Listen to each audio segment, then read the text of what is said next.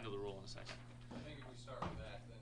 All right, folks, the state and the defense have previously indicated they've invoked the rule of sequestration. Advise your witnesses that they're not to talk about the case or any matters related to the case unless it's with one of the attorneys themselves. All witnesses remain outside the hearing of the court. All right, where were we? Michael Waite, 2021, CF 253. Thank you, Your Honor. No problem. Where were we when we stopped? I think it was Tuesday, last Tuesday. Well, Your Honor, we have some law enforcement witnesses. You had a detective that you said was going to take a few hours. I think Detective Chadwick is likely to take a few hours. Lieutenant Vigiano may. A lot of it depends on how many legal objections and arguments we have during the case. I will seek to recall Mr. Waite and try to review my presentation of some recordings that he was involved in. Additionally, there are rebuttal witnesses we've been talking about, and there are witnesses who are not present and weren't present. Mr. John Kloss is a witness for the defense. He wasn't present, and I didn't know he wasn't going to be present until the hearing began on the 4th. We had. Who was he again? He is a crime scene specialist, Your Honor. Oh, he was out of town or sick or something, wasn't he? But he had heart surgery. Heart surgery, that's what it was. Okay. And we presented a stipulation to get some photos that he took into the record. There was another matter about the quality of the camera he used and some of the techniques he used. Yeah, the 4K issue. These things are things that I think I will need to present at some point when he becomes available again. And additionally, there are other witnesses who are basically just here for rebuttal, depending on what testimony might come out from the more primary law enforcement officers in the case. If the state agrees, I think we can let several people go for today with the understanding that I may need to recall them to testify later, perhaps at a similar hearing as Mr. Kloss. Okay, see. It was my understanding that we were finishing this today, going over all the motions he's set for trial. This has gone on long enough. We've stipulated to the things that. Yeah, it was my understanding we were going to finish this today too. This is certainly an 8-hour hearing on a case like this with this fact pattern is unusual, to say the least. A 16-hour hearing is, in my view, unheard of. Anything more than that seems to be infringing on the issues of judicial economy at some point. How much more do we have? I mean, the 4K camera issue? That's one of the issues, as well as some of the techniques Mr. Kloss uses. What I suppose I can put in what I think he would say in a writing and file that as a proffer for him. The other question, though, is again the rebuttal witnesses. I don't know if they would be necessary to testify because I don't know what the more primary officers are going to say today. Well, let's do this. Once we, and if we do determine, and by we I mean you two, determine if someone's not needed, bring it to the court's attention. We'll let them go so they're not sitting out there all day long. Anybody that's ever been subpoenaed as a witness in a case knows that's not fun. So people have lives and so on, and I understand if you need them, you need them. There's no way around that. But if we can let some folks go, let's let them go. But I intend to finish today. This is day 2 of an extensive motion hearing, and it needs to be finished. This is not a case that requires days and days of expert testimony. This just isn't the case. These facts, they are what they are. They're not complex. You've raised some issues here that appear to be novel, and we'll hear those.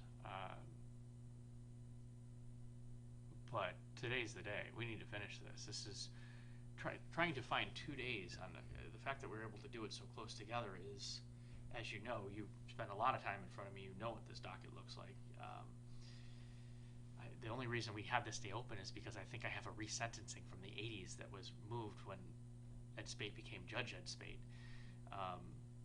So let's get on with it, and let's call the first witness. Defense calls Mr. Michael Waite.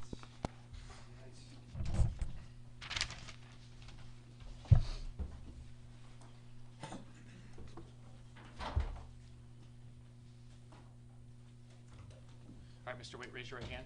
You swear to tell the truth, the whole truth, nothing but the truth, so help you God? I do. All right, go ahead and have a seat.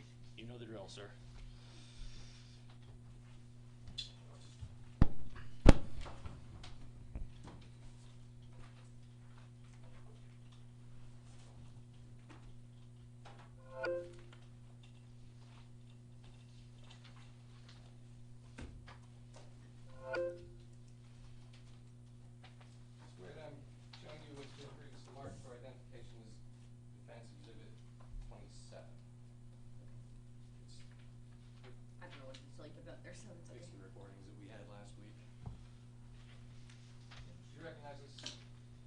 Yes, I do. And how do you recognize that?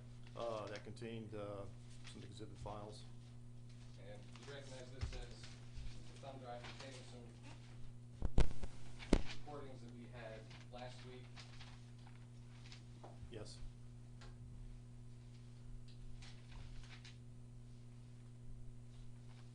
Your Honor, I'm not sure if I need to ask you. Yeah, I have to hit something, hold on. Should be working, yeah, there you go.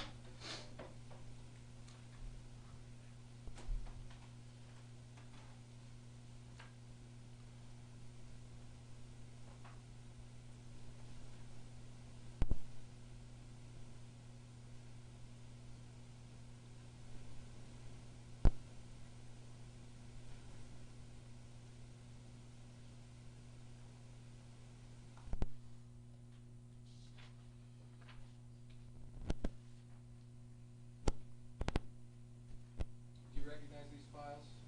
Yes, I do. And did you review every second of these files?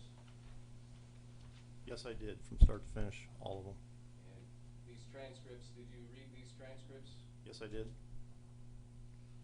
Did you notice an error in one of the transcripts? Yeah, I found one error in one of the PDF transcribed files that misquoted me. It was a 20.10.01 call of Captain Glaze. On the PDF transcribed page 5 of 8, and on lines 15 and 16, it was typed wrong by the transcriber. Mr. Lozanich, what is he reading from? Mr. Wade, don't read from your notes. Let me ask you the questions if you can. Go ahead and put your notes up on the shelf there, for lack of a better term. If you need to refresh your recollection, Mr. Lozanich can direct you to do that, but you cannot read directly from any notes or material into the record as your testimony. Okay.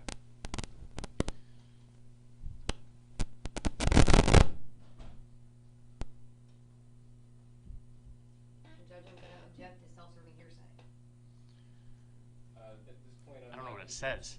Any statements for the truth of the matter asserted, I'm only laying the foundation that Mr. Wade did read these transcripts and we identified an error. Okay, he hasn't introduced any statements at this point, so the objection's overruled. Thank you, Your Honor. So, Mr. Wade, where the transcriptionist wrote, none of these canals down here are state lands, they're sovereign lands, it's not even amicable. Is that an accurate, fair and accurate representation of the call that you actually had? I'm gonna object. These are all statements being read into the record. Sustained. The hearsay is not, It's, or the transcript is not in and of itself evidence. The transcript can be used to impeach. The transcript, his testimony is to be taken here today. And that is the He's objective. indicated there's an error in the transcript, but we're sort of putting the cart before the horse. I'm not trying to introduce this statement for the truth of the matter asserted, or to show that he All right, it's actually been said- ruled upon. Move on.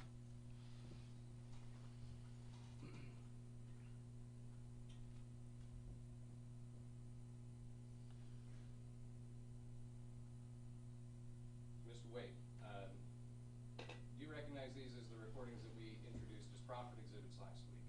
Yes, I do.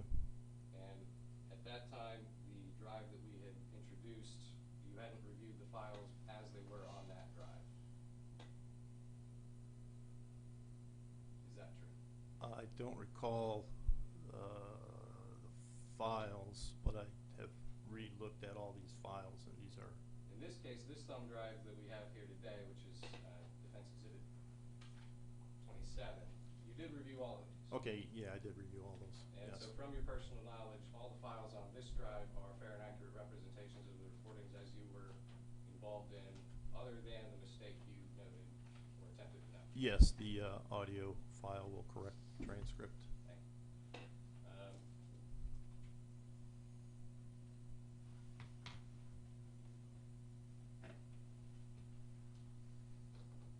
Is there an objection?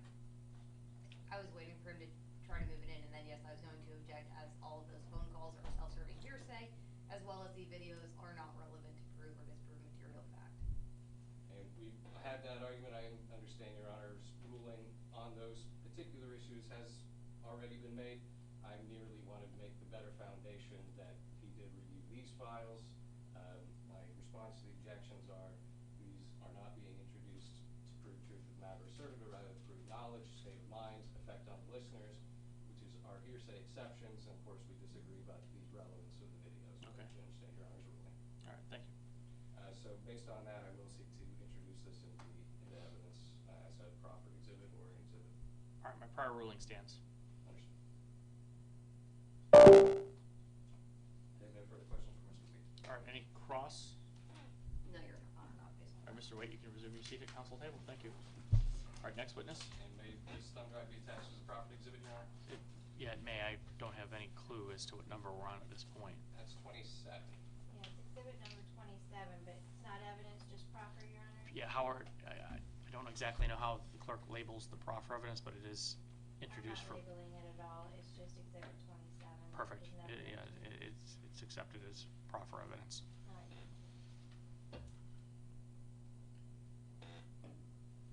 Defense calls Detective Jacob Chenoweth. All right, Jacob, is it Chenoweth? Yes, sir. All right.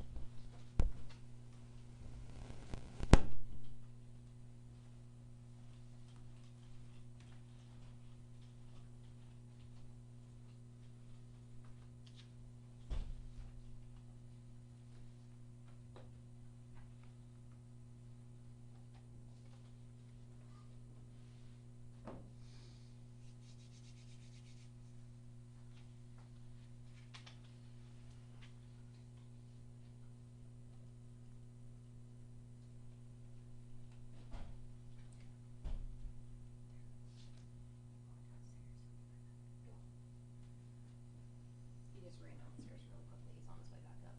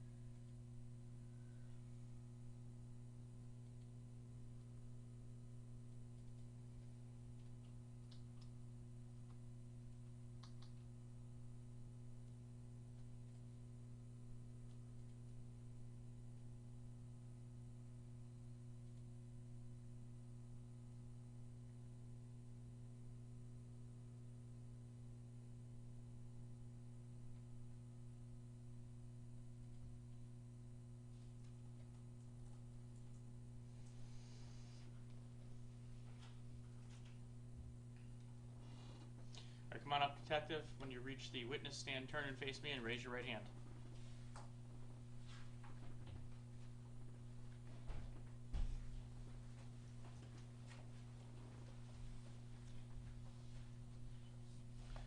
And do you swear to tell the truth, the whole truth, nothing but the truth, so help you God? Yes, sir. Thank you. Go ahead and have a seat. Pull up the microphone, speak in a loud, clear voice, and you may proceed when ready, Mr. Lazanich.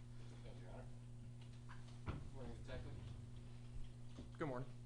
Please state your name, spell your last name for the court reporter. Jacob Chenoweth, Chenoweth. And what do you do? I'm a community crimes detective. And how long have you done that? Just started my 9th year. Are you familiar with this case? Yes. Just broadly, without talking about anything specific, what sort of things did you do in this case? I conducted my initial investigation, obtained an arrest warrant, served said arrest warrant. After that, composed a search warrant, which was signed, executed said search warrant, and then arrested Mr. Wade again the second time. Did you investigate the case? Yes. And were you the case agent in the case? Yes. What does that mean? I was the lead investigator on the case. I'm going to shift a little bit to some of your training. How were you trained initially as a police officer or deputy sheriff? Don't quote me on the hours, but it's somewhere right around 1,000 hours for the initial academy training, and then continuing education and training within the agency. Additional training as a detective? Yes. And were you trained in report writing at the academy? Yes. And have you been trained in report writing through your continuing education? There's been classes that I've taken, yes. And if you had to ballpark or guess, about how many reports or affidavits have you submitted as a law enforcement officer?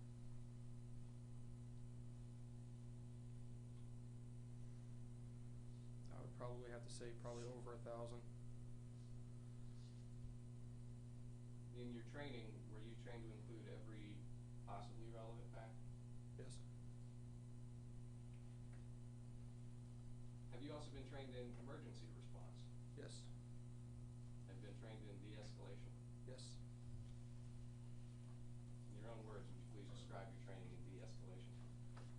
The classes in our terms are considered like verbal judo, something along those lines, where the way you talk or what you say can either raise somebody's agitation or aggression or their demeanor, or you can reduce it by also what you're saying. Now, is de-escalation purely verbal, or can it also be tactical? It can be both. Any tactical training in de-escalation that you recall? Not off my hand, I'm sure they touched on it in the classes. About safety? You were trained about safety? As far as When responding to emergency situations? yes. So your training has your fellow officers' safety is important, Yes. and the lives of the public and bystanders is important, Yes. and the safety of defendants and suspects is also important. Yes, sir. I want to ask you a couple of questions about information you had prior to completing your first report in February 2019 or 2021. Prior to January 6th of 2021, did you have any knowledge that Michael Wade was recording members or conversations with members of the sheriff's office? Via phone or in person? Either. In person, yes. On phone, no. So as of January 6th, you did not know that Michael Wade was recording people over the phone? Over the phone, no, sir. Did then Sergeant Vigiano ever tell you that he had advised Michael Wade all calls with members of the sheriff were recorded? You would have to ask now Lieutenant Vigiano. Well, I'm asking if he ever told you. No, So no, you're sir. state of mind. Did Captain Ryan Glaze, then Captain Ryan Glaze, ever tell you about a conversation in October of 2020 where Mr. Wade disclosed to him that he was recording conversations with members of the sheriff's office? The information was never relayed to me. Did Miss Nicole Connolly, a 911 dispatch officer, did she ever tell you about a conversation in October 2020 where she told Mr. Wade it was okay to record conversations with the sheriff's office? No.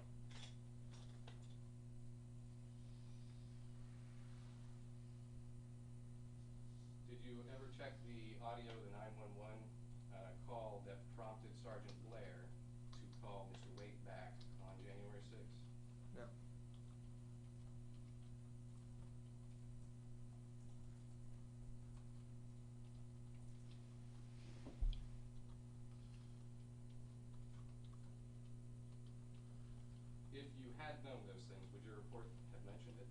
Yes. You would have found those facts relevant? Yes. Show you what's been previously marked for identification as Defense Exhibit 25. No, I'm sorry, Defense Exhibit 21.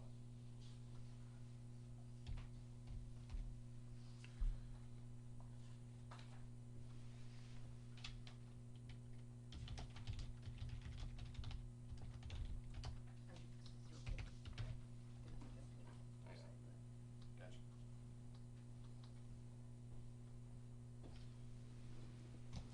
I apologize, Your Honor. I got into a bad habit. Judge Howard would always say, attorneys have the well of the courtroom, I should ask. That's generally my rule too. That's Thank- fine. Thank you, Your Honor.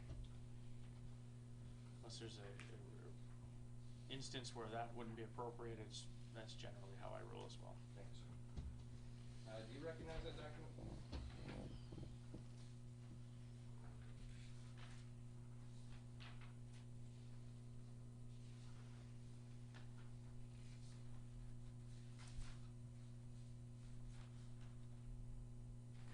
Yes, sir. What is it? That is the initial report, or my report for the initial investigation. When did you sign that report?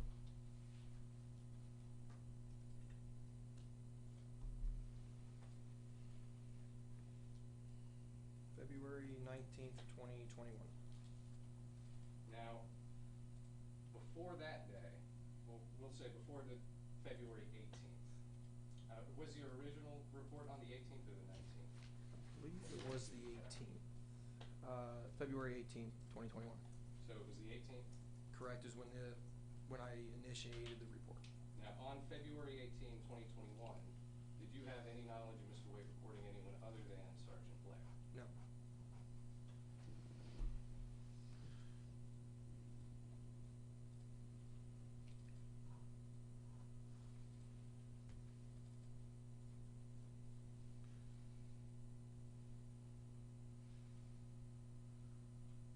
Now, why did you prepare this document?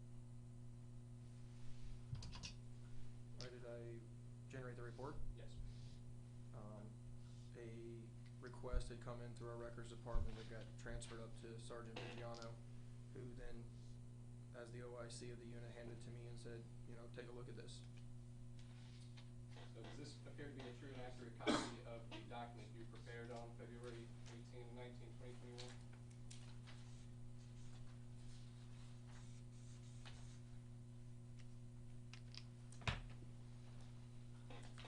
It does. At this point, I will both request judicial notice of this document in the court's file and also move to enter it into evidence. I understand the state's hearsay objection. I'll wait to respond. It's a police report. Yes, Police reports are specifically not admissible. yes. And if I understand the court's ruling, again, I have Smith v. State, Southern Second, or Southern Third, 473, Florida Supreme Court 2009, which held that police reports are not hearsay when offered to prove knowledge. Additionally, State v. Johnson, 284, Southern Second, 198, Florida 1973, that does. It's his own police report. Objection sustained. Yes, sir. There's very limited circumstances where police reports come in. This is not one of them. I understand. To preserve my record, I will ask to offer this as a proffered exhibit. It'll be proffered. Thank you, Your Honor. What's that, 28, Madam Clerk? That was exhibit 21 he's referring to. Oh, I see. It's already labeled. All right. Yes. Exhibit 21 will be admitted as exhibit 21 is a proffer exhibit. Not accepted by the court otherwise.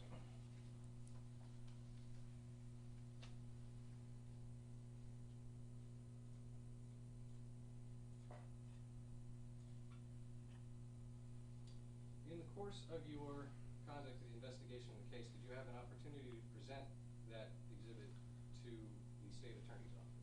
Yes. Do you remember which state attorney you met with? I do not. If I showed you a copy of the direct information, would that refresh your recollection? I mean, that's going to demonstrate who I saw. I can't recall exactly who it was. I can tell you it was a female. Would it refresh your recollection if you saw the information? It might, yes, sir.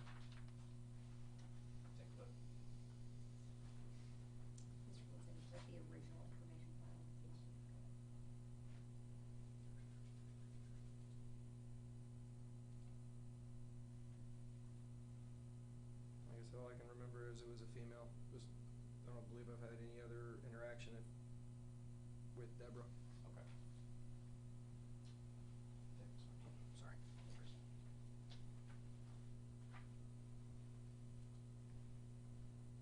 Now, on that day, you met with the state attorney, who was a female. You don't recall who she was by your personal knowledge. Is that your testimony today? Correct. But you knew she was the duty prosecutor, Yes.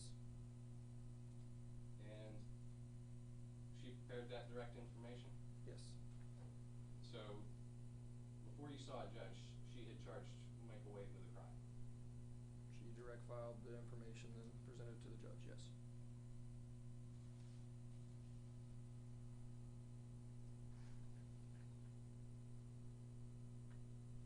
Let me show you what's already in evidence as Defense Exhibit J.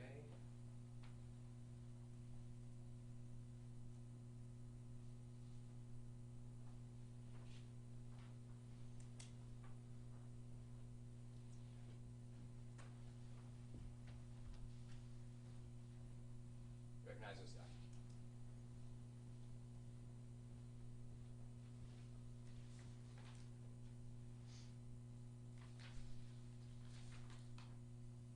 Yes.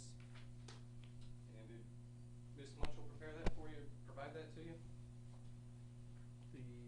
Like I said, the female state attorney I met with prepared that, yes.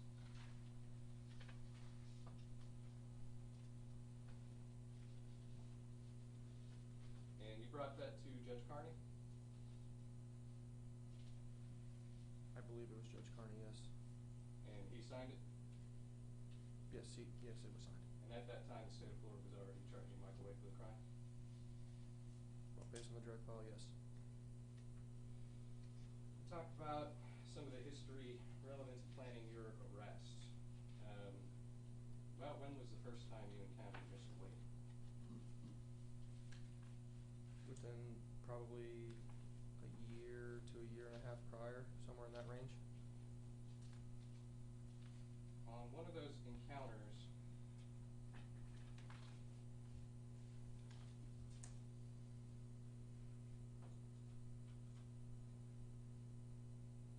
were you riding on a boat? Yes.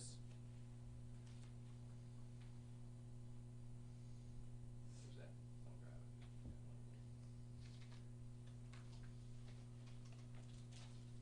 He's gonna object to relevance, and he's about to show evidence to the court, and the witness that are not admitted into evidence. I won't ask him what he thinks about it, Your Honor, but I understand the Well, his opinion on it doesn't necessarily matter. Why don't you approach?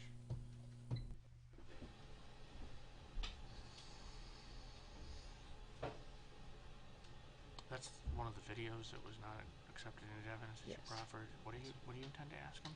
So I want to show him the video where he is on the boat with his rifle for the purpose of analyzing or inquiring into the overall reasonableness of the investigation. Reasonableness, again, being a cornerstone of the Fourth Amendment. You keep constitutional saying that, but I don't rights. understand why you think this is a grounds to suppression.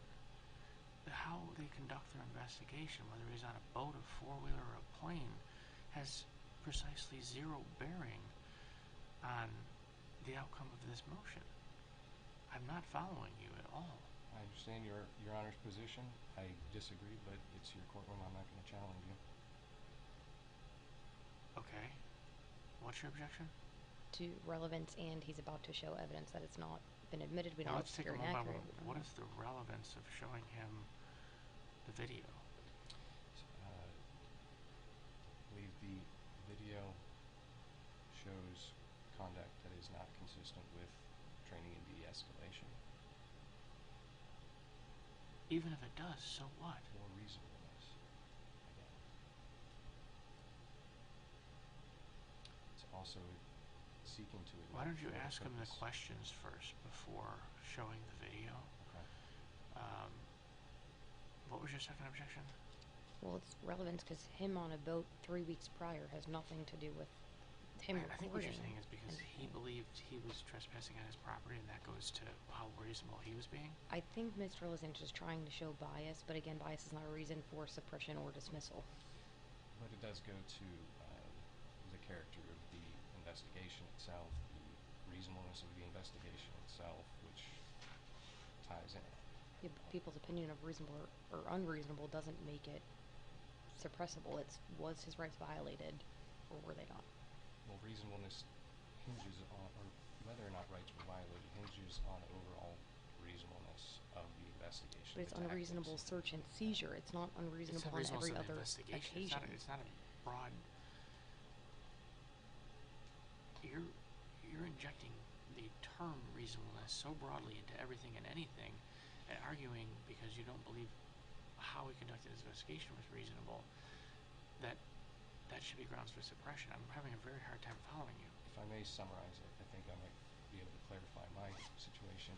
I think I can show a causal nexus of how the disputes on the waterway, which I'm not a land use attorney, it's not my area, but how the disputes on the waterway led directly to the problem overall and becoming more than it was. And that's relevant how? I mean, I'm sure the state's position would be that he caused the enraged situation. He pushed it further and further. He continuously agitated the situation more and more. They can argue the counterpoint, and they have Judge, I'm telling evidence you to something- suggest that.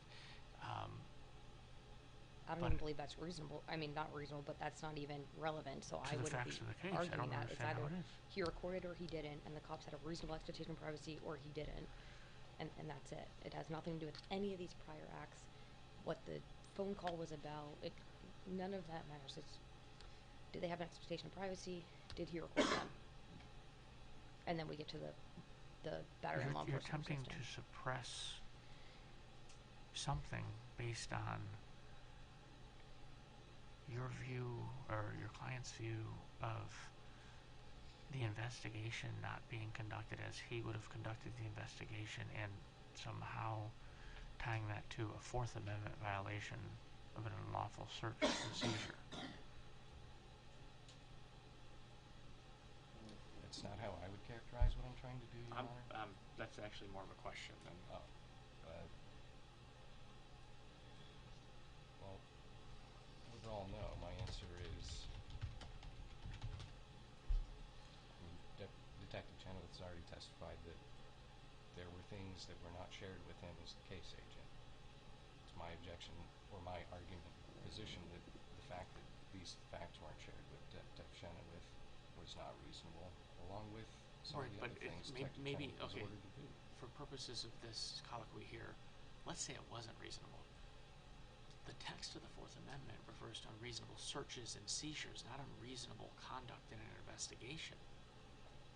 I think it's unreasonable conduct in an investigation leads to an unreasonable seizure, which Well, is no, the reasonableness of the search and argument. seizure is it's presumed reasonable because I think you said it was Judge Carney that was doing. A Judge warrant, Carney yes. signed, I believe, both the arrest warrant and the search warrant in this case. Or did I say search? I think it was Judge Brigham who signed It was the search Carney's, warrant. yes. Brigham signed the search warrant, Carney signed the arrest warrant. Nonetheless, the issue is whether the search warrant. Whether they purposely left something out or on bad faith left something out would be the attack on the PC. Yeah, and that's what you should be arguing, is that the warrant itself should be tossed. And if the warrant itself is tossed, then the collateral evidence that results from it arguably should be tossed. Not whether he was on a boat or whether your client was upset or whether he was upset. You explored the 911 call operator's communication with him. I don't know any circumstance where the 911 operator or whatever talked to the detective, but they're in different. I don't know whether it's in Citrus County, and I think they work for the sheriff's office. They in do Citrus work for the County, right? sheriff's Some office, that's counties the are building county personnel. function, some are sheriff's function, but I suppose that's where you'd be exploring if something was intentionally left out. But he's already testified he didn't speak to the person. He's testified he didn't speak to the captain or the now lieutenant, so he wouldn't have known any of that. And even if he did know any of that, you'd have to establish would have changed the course of the investigation. Not only would change the course of the investigation, but the absence of knowledge or presence of knowledge would render the search and seizure then unreasonable.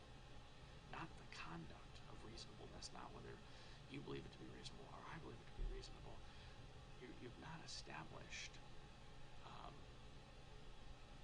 what you need to establish legally at this point. We're not done, but at this point, to establish that there should be suppression, and that if there is suppression, suppression of what? Because the calls already, he's charged with the calls here and what, resisting with? And Batleo, yes. And Batleo. What do you suppress? Let's start with that. What do you suppress on resisting with or on Batleo? Well, I think, Your Honor, I think that legal argument may be better addressed after you've heard the testimony of all the witnesses. Right, but I want to use our time wisely too, though. I don't want to spend time on issues that are Irrelevant. fruitless and irrelevant to the issue here. The issue is not garden variety reasonableness. It's reasonableness of search and seizure, and what was seized, what was searched, and as a result of what was searched and seized, what should be suppressed. That's the focus of the suppression hearing here. A lot of what you started arguing last week is really civil issues. If your client decided to sue the sheriff's office, you'd have to prove that up in civil court. 1983 violations and so on. We started going into, you didn't call them that, but that's basically where you were headed, was 1983 violations, 42 U.S.C. 1983. So I want to make sure we stay on track. So the objection sustained at this point. You can question him on this stuff, but let's get to a point where it starts getting relevant to the legal issues. Okay, thank you.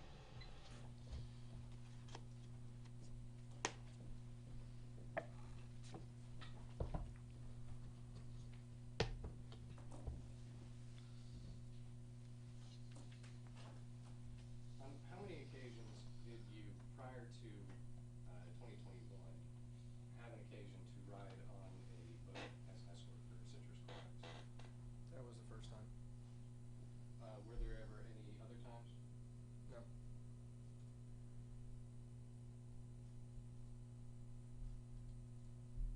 Now, why were you riding on a boat with citrus suppliers? They requested law enforcement presence due to an altercation that occurred previously with Mr. Wade. So as it relates to the planning of your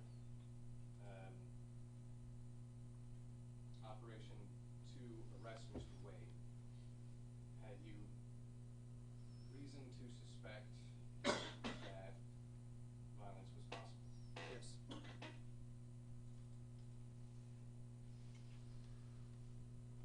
And based on that, you also had training in de-escalation, right? Yes.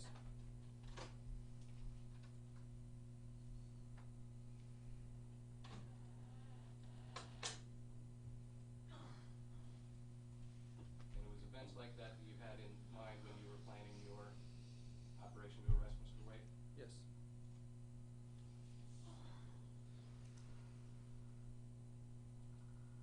Was it urgent to get him, you got the KP assigned on the 18th, is that right?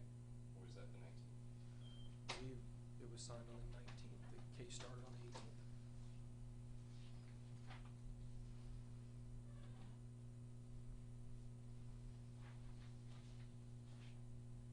If I showed you that document again, would it refresh your recollection? Yes.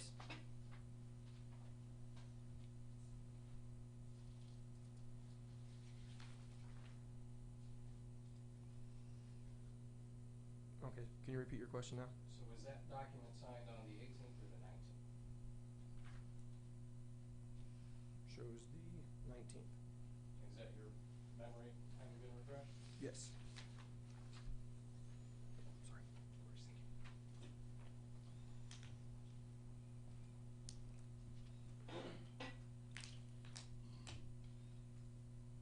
Did you consider this an exigent arrest?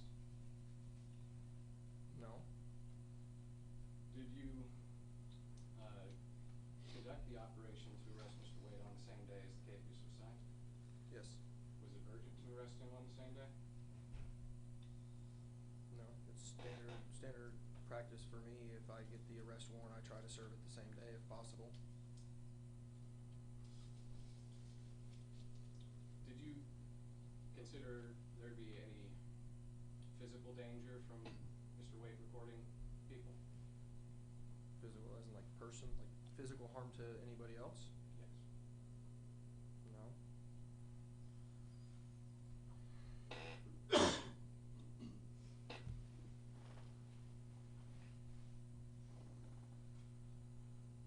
Did you plan the operation to arrest Mr. Wade on your own, or did you coordinate it with your superiors?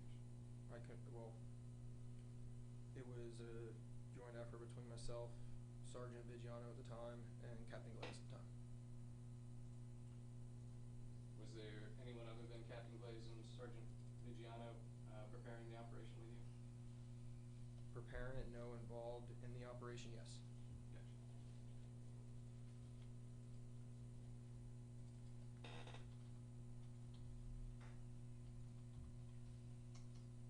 You remained a case agent, Yes.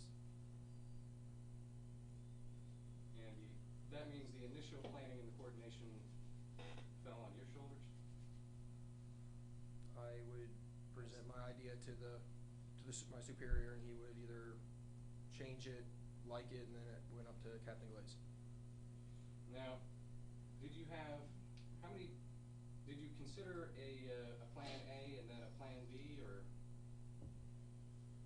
Initially, we tried to see if Mr. Wade would come to the office to prevent any type of altercation or anything like that, which he refused to do so.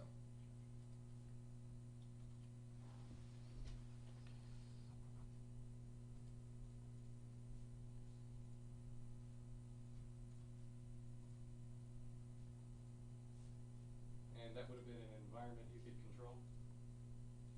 Correct. It'd be an environment where unknowns are a whole lot less. Did you speak to Mr. Wade that day to try and get him to come to the sheriff's office? I do not believe so. Did you have knowledge of Mr. Wade telling Captain Glaze that he wanted to have a lawyer with him when he came down to the sheriff's office? Captain Glaze did did provide that information to me, yes. So before you went to get him, you had knowledge he was saying he wanted to come in with a lawyer? Objection asked and answered. Sustained. Is there any reason that counteroffer to the plan A wasn't satisfactory to you? We had an active arrest warrant. In my line of work, our job is to arrest people with active arrest warrants. So it's your testimony that you did not really consider accepting that and letting him come down with a lawyer at the time more convenient to him? From my understanding with Captain Glaze, from what he relayed to me, there was no reasonable time or tomorrow or anything like that. There was no time given, so it was an open-ended statement. So then, tell me about Plan B and how you actually conducted the arrest. What was the plan? Mr. Wade had submitted wanted to submit a formal complaint. So we utilized that and told him that there's proper protocols on how that has to happen. And there's documents that he has to fill out and stuff of that nature. So 2 units went out there under those pretenses, believing that he's agreed to meet with them to provide those documents. And was that Detective Farkas and Detective Vanscoy? Yes. And did then Sergeant Vigiano approve that plan? Yes. And did Captain Glaze approve that plan? Yes. Did you write that plan down? No. Did you prepare any kind of tactical operation plan? No. To your knowledge, did anybody prepare a tactical Objection, operation relevant. plan? Goes back to the civil. Overruled. You can answer the question. Thank you, Your Honor. Can you repeat it, please? To your knowledge, did anybody prepare a tactical operation plan? Not to my knowledge, no, sir. I'll show you what's in evidence as our notes right, defense exhibit U. Is it in evidence as you? I think it is, Shouldn't be. or? It's that- you, I don't think it would be, because you're labeling those as numbers, right? You was, Originally numbers, and then when it's already admitted, it Might gets be a an letter. old note, okay, is it 10? Is it a proper? I think it might be. what is it? Tactical operation, Oh, the plan? general order, Oh, okay. not that one. General order 715. I would still object for the same reasons, it's still hearsay. Yeah, let's see what he intends to do with it. Because right now he's just showing it to him, he can do that. Yes.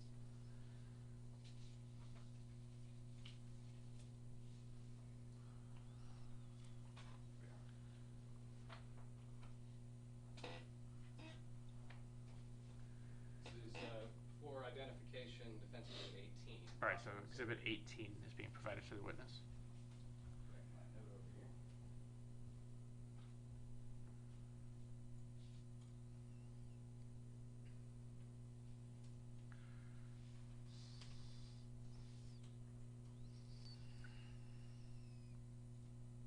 Are you familiar with that document?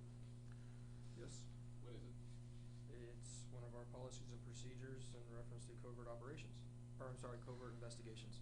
Did you consider yourself bound by General Order 715 when you were preparing this operation? No. Follow that for me for a second.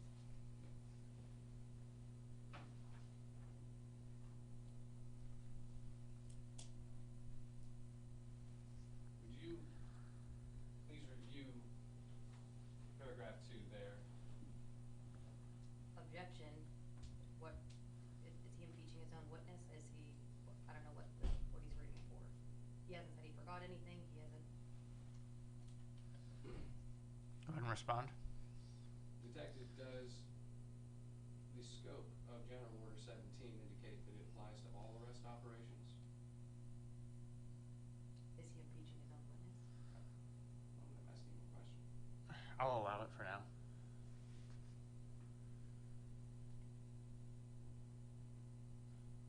It can be understood that way, yes. If you had to plan another operation like this one, would you prepare a tactical operation plan, or would you consider that document to be requiring you to do a written tactical operation plan? For an arrest Objection, warrant, no. relevance. Say that again? Relevance, what is what he would do in. That's case of that's kind of where I'm wondering where this is going at this point in time. What's the relevance of the tactical operation plan?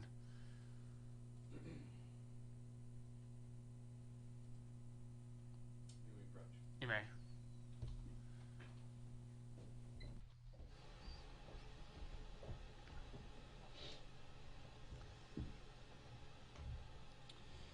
Again, it goes to the reasonableness of the Right, operation. but to we've already assess covered, weight. we've already covered whether you believe or your client believes the operation, how they conducted it in their law enforcement discretion was reasonable or not. It really is not an issue here today. What The issue is whether there's an unreasonable search or seizure, and you've got 2 warrants. At the time, there was I don't just know what one that says. I case, mean, the document itself is hearsay, but he's answered generally, yeah, it can be understood that it applies. That's fine, but even if it applies, how does it become relevant? I'm failing to understand where you're going with this.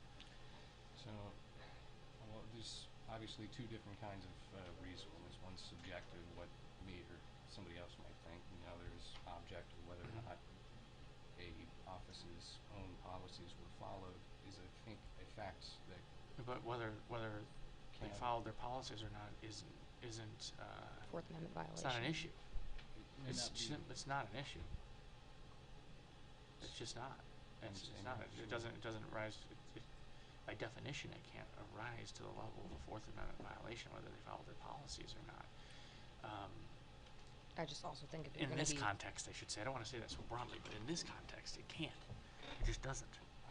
I would generally. There's 2 warrants. I would at the time there was just the one CAPIS, but I would generally agree by itself it wouldn't do anything. I think it though is a fact that should be considered as a factor in overall analysis of the reasonableness. Whether there was a reasonable search and seizure, whether they followed that operational plan. I think so, Your Honor. How? I'm also gonna object if you're gonna go into civil issues, I think that their attorney needs to be notified and they need to have the right to have counsel present. I don't On think they have a behalf of right the to sheriff's counsel on this office, issue, but-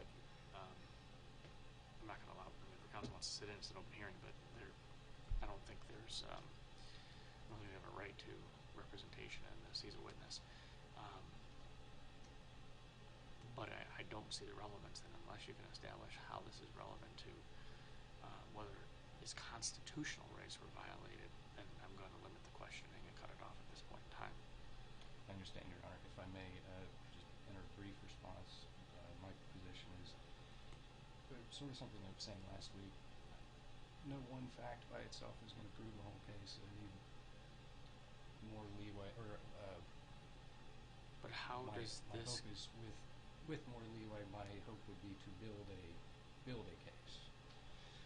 okay, I'm gonna limit question at this point in time, the objection is sustained, move on.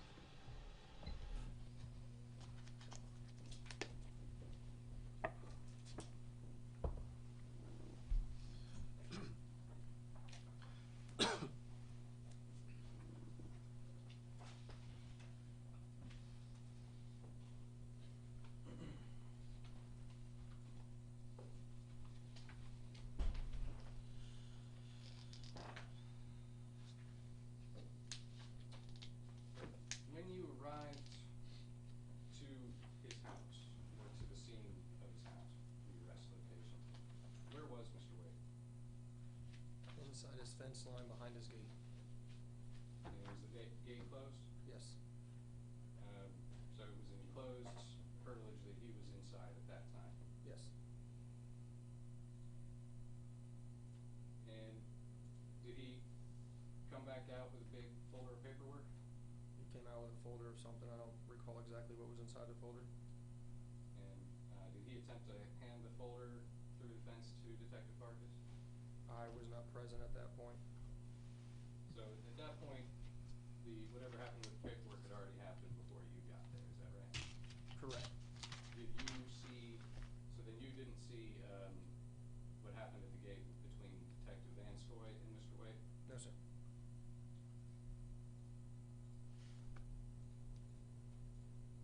So then tell me what happened when Captain Glaze started talking to him. After Mr. Waite retreated to his house and came back out, Captain Glaze instructed us to go stand over by the car because Captain Glaze had a little bit of a rapport with Mr. Waite, and he began speaking with him, explaining to him after I've already fully read the search warrant to him, arrest warrant to him, explaining that we were there to arrest him, signed by a judge, which doesn't happen ever. Due to the situation, I did read it, and then they engaged in a conversation, but I wasn't close enough to hear exactly what the conversation was. Okay. About how far away were you when Mr. Wade came out? When he came out of his house or outside the gate? The gate. I'm gonna say approximately probably somewhere 25, 30 feet, somewhere in that range. I can't give you an exact. I know we were backed off a little bit more towards the front of my car. Was it about the distance from me and you? I would say approximately, yeah. That's safe to say. So walk me through it. Say this is the gate, and I'm Mr. Wade. What does he do? Okay. Say Captain Glaze is over here on the outside of the gate. Okay. This right here is the gate, and I'm Mr. Wade. You tell me what to do. Mr. Wade came through the gate. Okay. So the gate was open. He turned to close it the other way. Yep, there you go. No, towards the other door. There you go. I'm kind of going from my point of view. Okay, so he's closing the gate. He's already, yep, there you go. He had already been told multiple times that he was under arrest. There was an arrest warrant for him. At that point, when Captain Glaze attempted to take him into custody by grabbing his hand. Let me pause you Sorry. there. So tell me, when Captain Glaze goes to first reach and put his hands on Mr. Wade, how is Mr. Wade's body positioned? His back's to Captain Glaze. Okay, so his back's to Captain Glaze. Yep. And what are Mr. Wade's hands doing? I don't exactly remember where his hands were at the exact time. Okay. They were So going to be somewhere in front of him. I mean, they weren't behind him or anything at that point. So they Yeah. were in front of his body, so I couldn't see what he was doing with his hands. Alright, so now I'm gonna pause as the actor for Mr. Wade. Now I'm gonna be Captain Glaze. So Okay. what Captain Glaze does, direct me. He reaches up and grabs, I believe with his left hand, grabs one of his arms, and at that point is when Mr. Wade comes back with his right elbow. I'm gonna Oops. pause you again. I'm gonna go back to being Mr. Wade in a second. Okay. But, did Captain Glaze do anything after this before Mr. Wade turned? Not that I recall. He went to place him in handcuffs. So Captain Glaze goes and grabs him. Mr. Wade's hands were in front of him. Now I'm Mr. Wade again, direct me. Okay. His right arm comes back and like an elbow like that and strikes Captain Glaze in the right side of his face. So this is, about his arm horizontal to the marching plane or the ground, approximately. Roughly, yes. He goes like, does he do a spin? Kind of straight back like this, yes. Do his feet stay planted facing the gate like this, or does he turn with his whole body? I couldn't even tell you what his feet did, to be honest.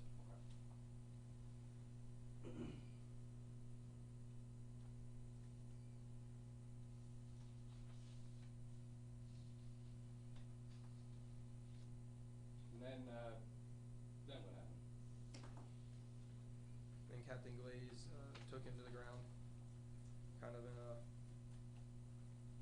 I'd say kind of like a, almost best way I guess you could describe it would be like a bear hug, kind of like that, and then takes him to the ground. Correct? Like that? Yes. And then at that point, when they fell to the ground, Captain Glaze fell on him. Do you recall if there was any kind of leg sweep? You'd have to ask Captain Glaze. I don't know exactly what tactic or move he wants to say that he used. I don't. What it looked like for me was more of like a bear hug type deal. Gotcha.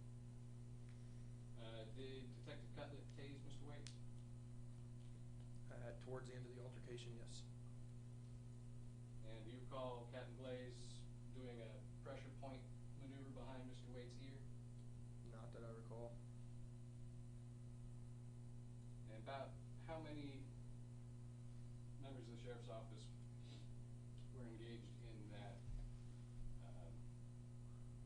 altercation? So Captain Glaze would have been on, or Mr. Wade was face down. Captain Glaze would have been on his left side trying to get his left arm. Detective Vanscoy was on his right side trying to get his right arm, and with his feet kicking and stuff, I crossed his feet and pushed him up against him so he couldn't kick away. So 3 of us, and then if you want to count Detective Cutlip with the taser, that'd be a total of 4. Did Detective Indorado get his hands on it at any point? No. And did Investigator Farkas get his, or then Detective Farkas get his hands on it at any point? No.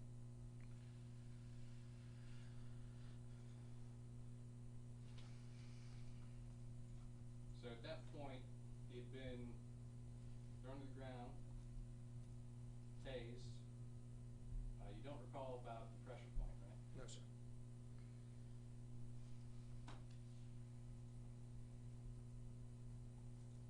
Do you recall if anybody kicked or dropped a knee on Mr. Wade? Anything like that? No, sir. Like I said, the only person that actually during the fall when Captain Glaze landed on him, that was the only actual strike. And it was momentum strike. It wasn't anything intentional.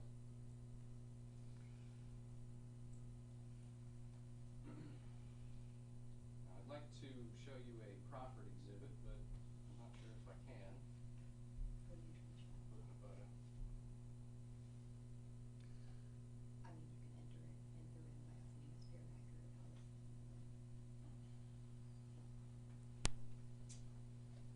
May need to get onto another thumb drive. Wasn't it already in the Crawford exhibit? It is, but the whole exhibit can't come in that way. I can't introduce just the one photo that's on here and maybe it's on the thumb drive. Luckily. I thought you were gonna print it out. The digital characteristics of it are important.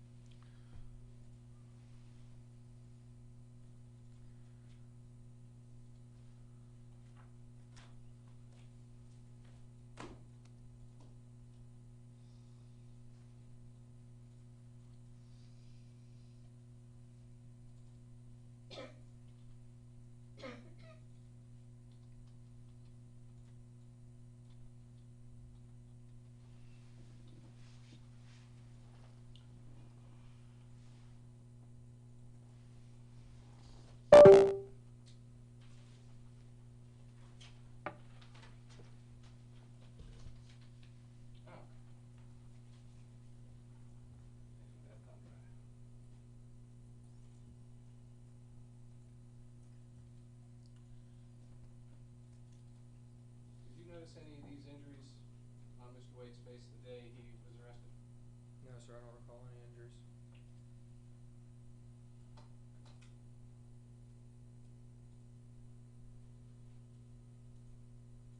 But he had gone to the ground and been tased.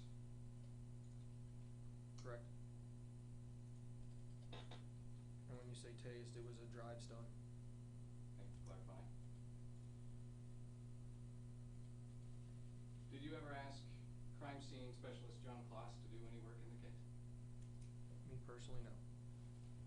As the case agent, you wouldn't have tasked him to do any photographing? I did not request him to do any photographing in the case. Do you know if he did any photographing in the case? I do believe he was requested by either Sergeant Vigiano or Captain Glaze to take photographs of Captain Glaze and Detective Vanscoy's injuries. And you never asked, as far as you know, nobody ever asked John Kloss to take photographs of Mr. Wade or his injuries? Like I said, I don't recall having seen any injuries on the day of the incident. You knew he was drive stunned Correct.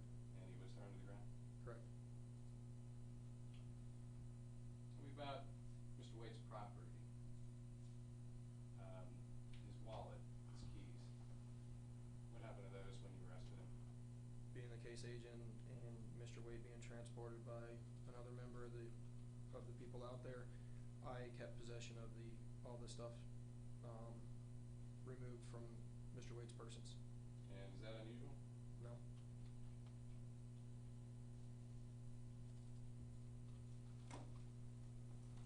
Your Honor, at this point, I am surprised by Detective Chenoweth's answer. I had anticipated he was going to give me an answer that was consistent with his prior testimony in the case. I'm gonna object. That's improper impeachment. He's making an argument without properly impeaching him. Sustained? What I'm doing is asking for permission to properly impeach him with a copy of his deposition transcript. Okay, show it to the state which you intend to use to impeach him, line and number. 11 to 14. His answer on the stand was no, not unusual.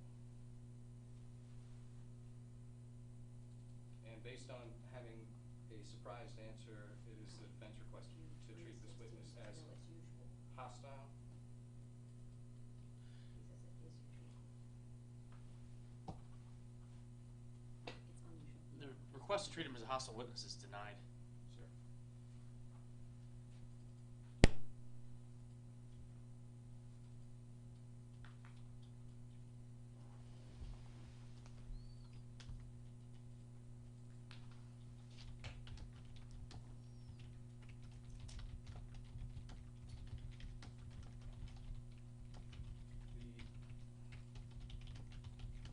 The first time I asked you, is it unusual to take personal items and put them into evidence for safekeeping during an arrest, your answer was yes. But then you retracted that, is that right? Can I refer to my? I can show you. I've got it right here. Record clear. Okay. Yeah, you got it right there. Yeah, page 30, lines 11 through 20.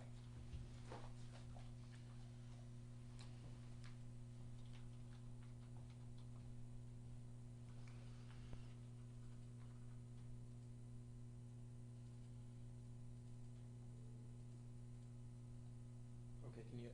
I read that. Can you repeat the question, please?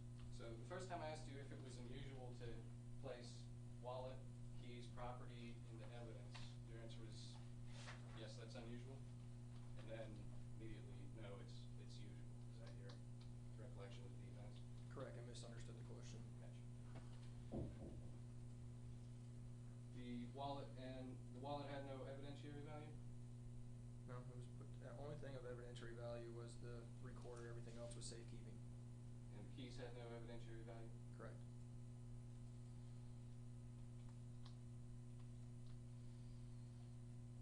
Ask you a couple of questions about the search warrant. Okay.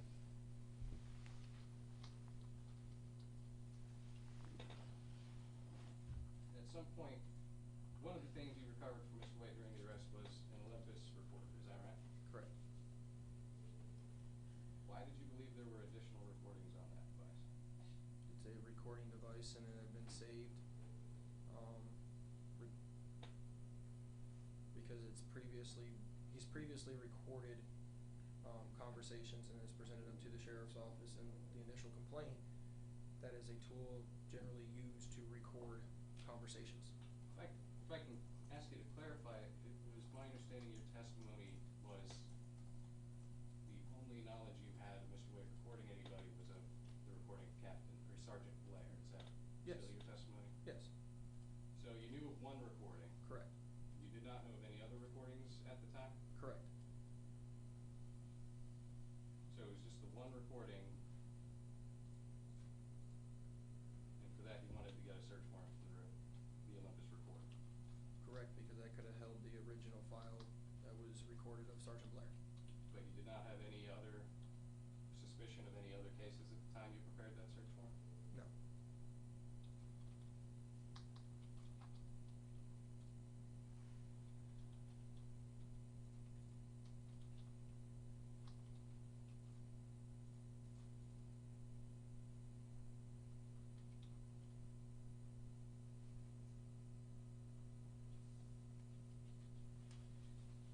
Let me ask about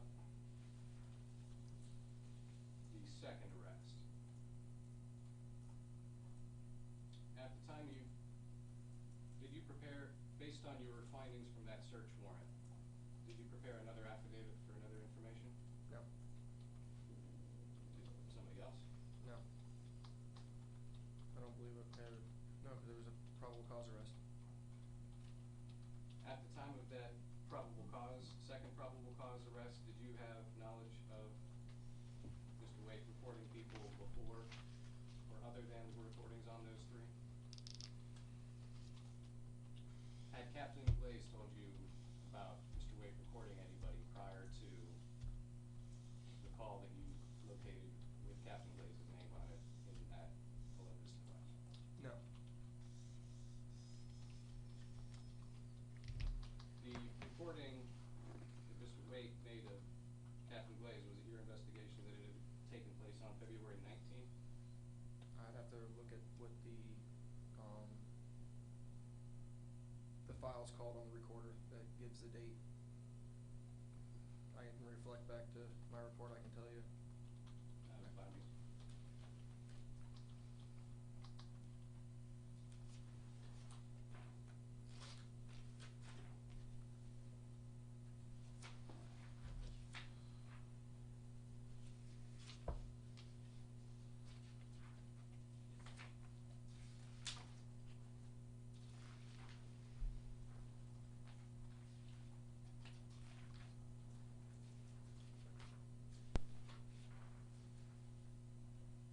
Alright, and you were referring to Captain Glaze, correct? Yes. So, the recording in reference to Captain Glaze was titled 210218, which would indicate that on February 18th, 21 is when the recording took place. Do you know about what time Captain Glaze and Mr. Wade talked on the 18th? I do not.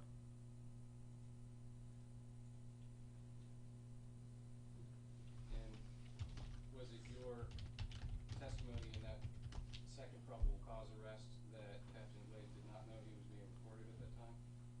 Correct. And was that the substance of an interview you later had with Captain Glaze? Correct.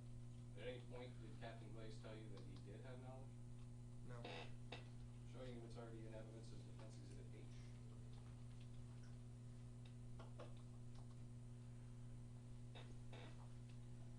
Now.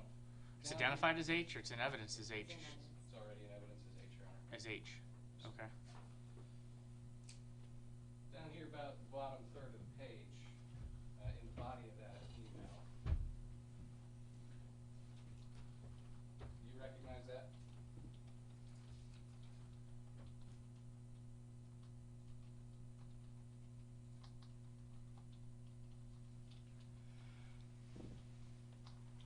Okay, there was an email that was carbon copied to me. Yes. And was that on February 18th? Yes. Before 9 o'clock in the morning? Yes. It states he assumes, not that he had knowledge. You can ask any follow-up questions? I'm sorry? No, I was just explaining what you asked me to read. When you interviewed Captain Glaze, did you place Captain Glaze under oath? Yes. And did you use a reporter? Yes. And when was that interview done, It would have. if I may?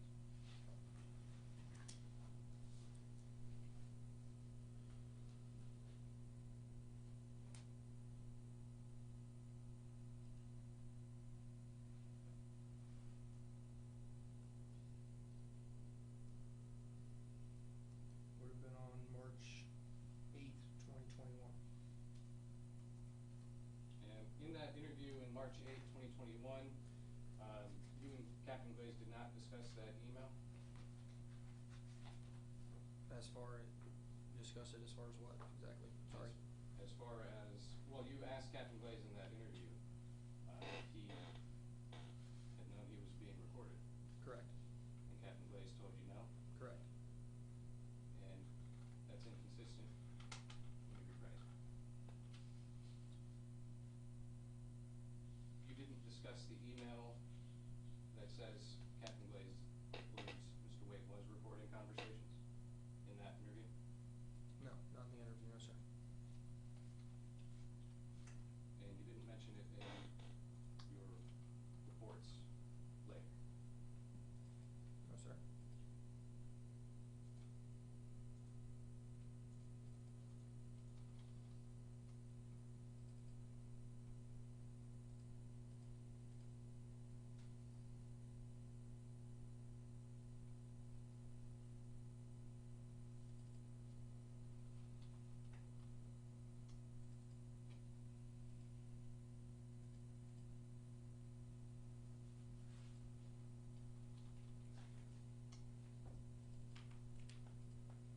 No further questions? Cross? Yes, sir.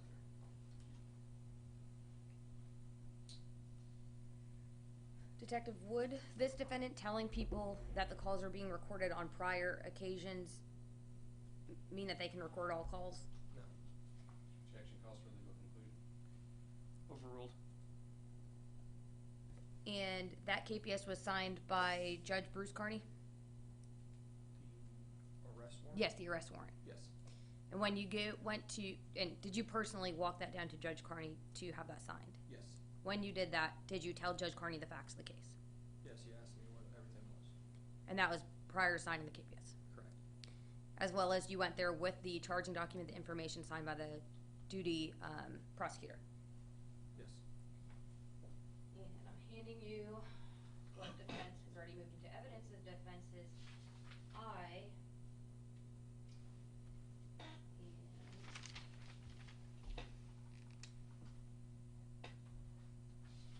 And if you can read this paragraph into evidence, you can read it out loud.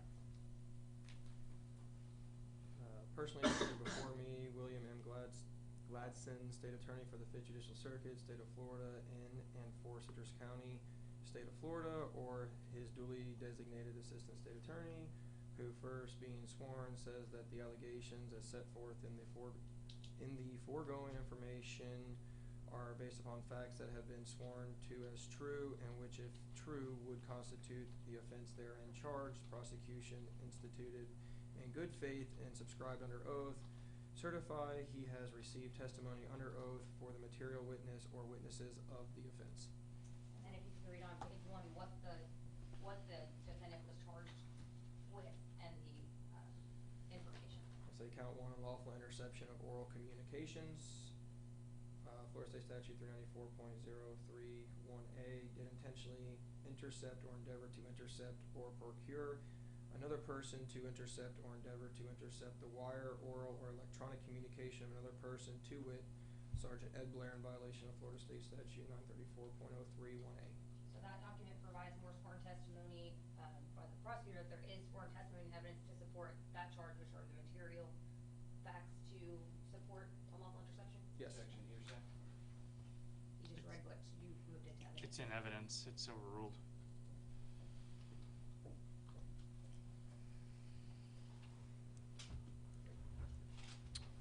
We keep referring to the arrest of Mr. Waite as a planned operation. This wasn't exactly a planned operation, was it? This wasn't like a... Objection, leading. That's cross. She can lead. Yep, she can. overruled. So this wasn't like a SWAT special operations and tactics where a whole search warrant or something was going on.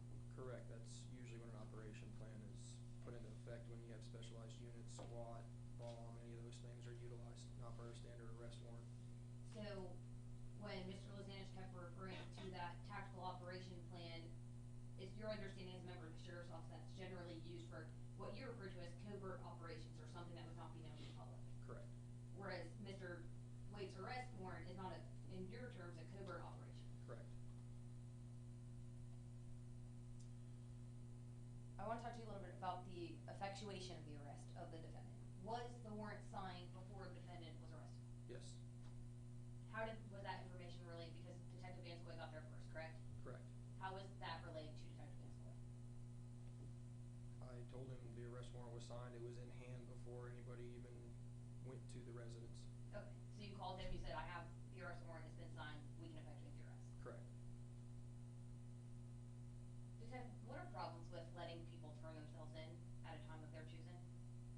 In my experience, it gives them time to flee the state where they're unable to be arrested based on, legality restraints on the warrant itself. It also prepares them, if they choose not to turn themselves in, to escalate the situation even higher when we go to attempt to make the arrest. I also asked the court to take judicial notice of the defendant's indigency application indicating that he wouldn't have even had the means to have hired an attorney at the time of his arrest in order to go to the sheriff's office. Your Honor, that is one piece of evidence that does not, I don't think, link. Mr. Wade has in fact hired attorneys. At the time he filed an indigency application. Can you approach? Yes. I need some clarification on what you're actually saying. The witness testified that one of the issues is they can flee the state, they can elevate, escalate, whatever. Mr. Lozanich asked him why he didn't wait for this defendant to get an attorney when he said that he could have, and he would have liked to have gotten an attorney, as well as in Mr. Lozanich's motions, it says that they should have waited for him to get an attorney and showed up, but he didn't even have the You're means to do saying so. part of the issue is that he was indigent. I'll Yes. take judicial notice of the court file, but taking judicial notice doesn't necessarily move items into evidence. He's Yes, been sir. in front of me for a while. I know he had Mr. Lozanich from Mr. Lozanich worked for the Public Defender's Office. That's beyond dispute. I'll take judicial notice of the file. I think I already did it. Yes. Last week when Mr. Lozanich asked. But as whether that's admitted into evidence or not, that's a different standard. No, Take sir, I'm not judicial moving it notice into of evidence, yes. Anything in the court file doesn't necessarily make it evidence. I'll take the notice. I think there's two things you can argue it, because it's a inference, but he can also say we didn't think he could. In truth, it may not be much of an issue for either one of you. Yes. I mean, I don't think it is. It's really just a sort of rebuttal. tactical decision whether the sheriff's office wants to afford that opportunity or not. It's not an absolute. Not only is it not an absolute right, it's not a right. I think he's testified as to why he thought it was appropriate to go do what they did, and you've drawn testimony as to why you thought that he should have conducted it a different way. But I'll take notice.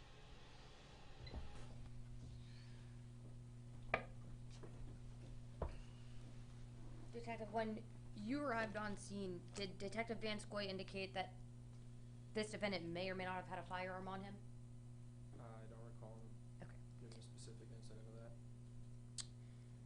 Mr. Lozanich had you describe the motion in which this defendant struck Captain Glaze across the face. Did that rearing back appear to be on purpose, or did it look like he was just trying to turn around? It appeared to be purposely done. It was a thoughtful strike. It wasn't just by accident. Okay, what leads you to that conclusion? The force used. He was already know he was under arrest. The fact that his arm came back in that motion to strike Captain Glaze in the face. I mean, a reasonable person would believe that it was intentional. Did anyone kick the defendant? No. I'm sorry. Did anybody do what with the defendant? Kick the defendant. Kick. I thought you said take. Okay. Very well. No, kick the defendant. No. And you stated that Detective Cutlet drive stunned this defendant to obtain compliance. Do you know how many times he was drive stunned? To the best of my knowledge, one. And seen photos of 2 marks. Why would someone have 2 marks on them from a drive stun? So a drive stun basically is you remove the taser cartridge and the 2 prongs that come out that complete the circuit for the electricity would be the 2 indicate the marks, so the electricity would go in between those 2 marks. Okay, so for 1 drive stun, there could be 2 marks. Correct. You also said that there was 4 people on the defendant, and that was in order to effectuate your arrest. Was he still resisting at that time? Up until the point where Detective Cutlet utilized his taser and we were able to get his right hand out from underneath his stomach and in cuffs at that point, he was compliant after he was placed in cuffs. And Detective, those photos that were taken of Captain Glaze and Detective Vanscoy, do you know where those were taken? I do not. As far as you're aware, were they taken on scene, or were they back to office? Objection, What- hearsay. He would either see them take them there or not. He already testified he didn't see it. State your question again, because Did you see them take photos of Captain Glaze and Detective Vanscoy on scene? No. After the arrest of this defendant was effectuated, did you ask if he needed emergency medical service or EMS? Multiple times. What did the defendant say? No. He declined all EMS services. Did you see anything that would indicate that he would, other than minor cuts and lacerations, that he would need emergency medical services? He physically or visually, I did not see any type of injuries, nor did Mr. Wade ever complain of any type of injuries or difficulty breathing. He walked and talked as normal. Did he ever indicate any type of wrist pain? No. Let's talk about the evidence. When you took the recorder, the keys, and the wallet, where was this defendant when you took custody of those things? He was outside of the patrol car in handcuffs, and upon conducting a search of his person prior to putting him in the back of a patrol car, that's when those items were discovered. When you were determining where to place them, whether that be at the jail or in evidence, was this defendant already at the jail? I took possession as the lead detective based on, I believe it was Detective Farkas and Vanscoy that actually transported him to the jail they had left, and me being the case agent, the property stays with me. Okay, so because they had already left, they went to the jail, you didn't go to the jail, did you? No, Where did you go? I went back to the office. Is that why that's where you secured this defendant's items? Correct.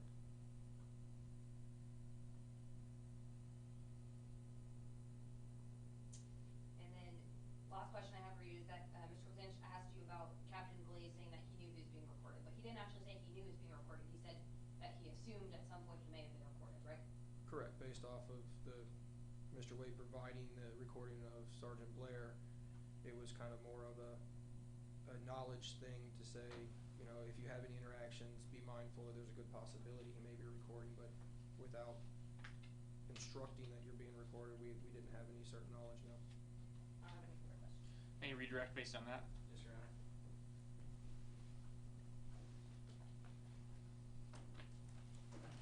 How much force did Mr. Waite use when he elbowed Captain Glaze in the face?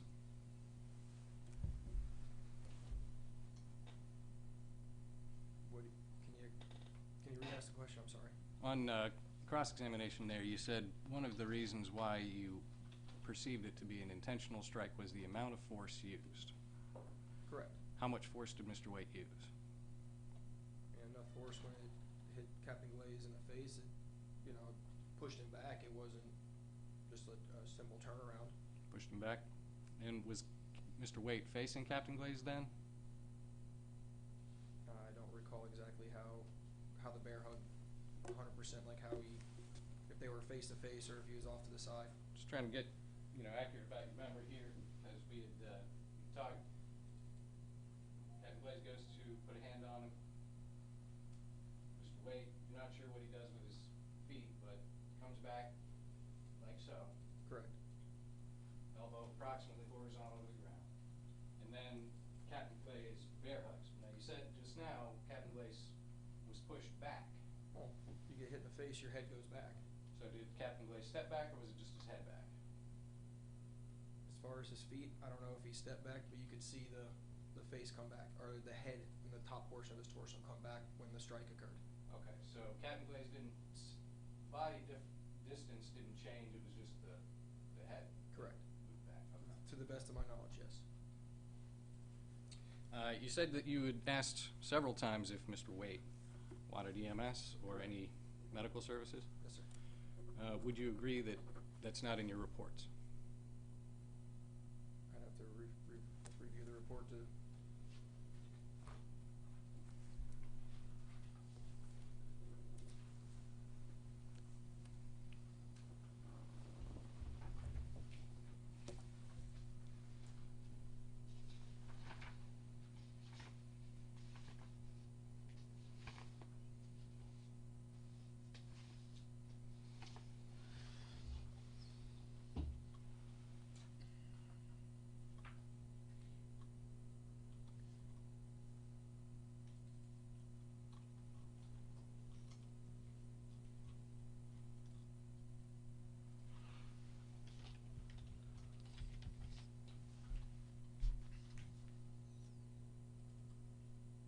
sir, does not look like he was indicated.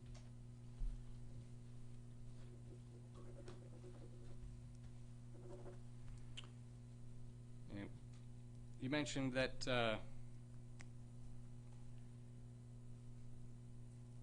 your awareness of the February 18 email from Captain Glaze. You did receive that one. Yes.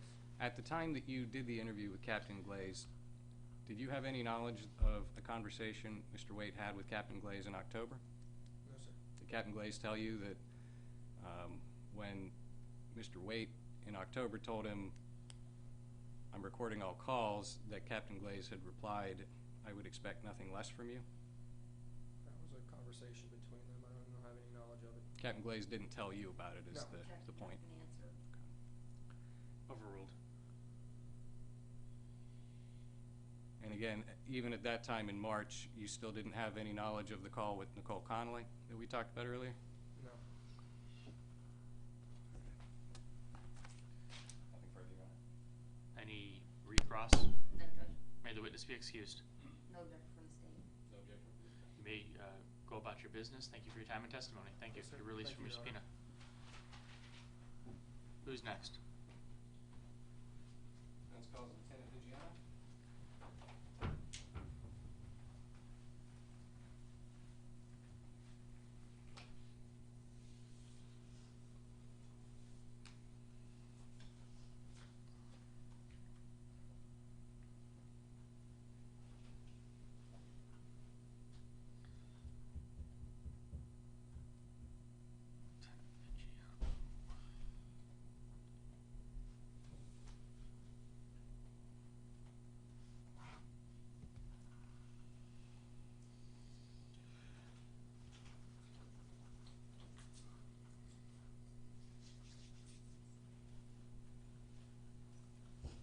Come on up, Lieutenant. Approach the witness stand. When you reach the witness box, turn and face me and raise your right hand, please.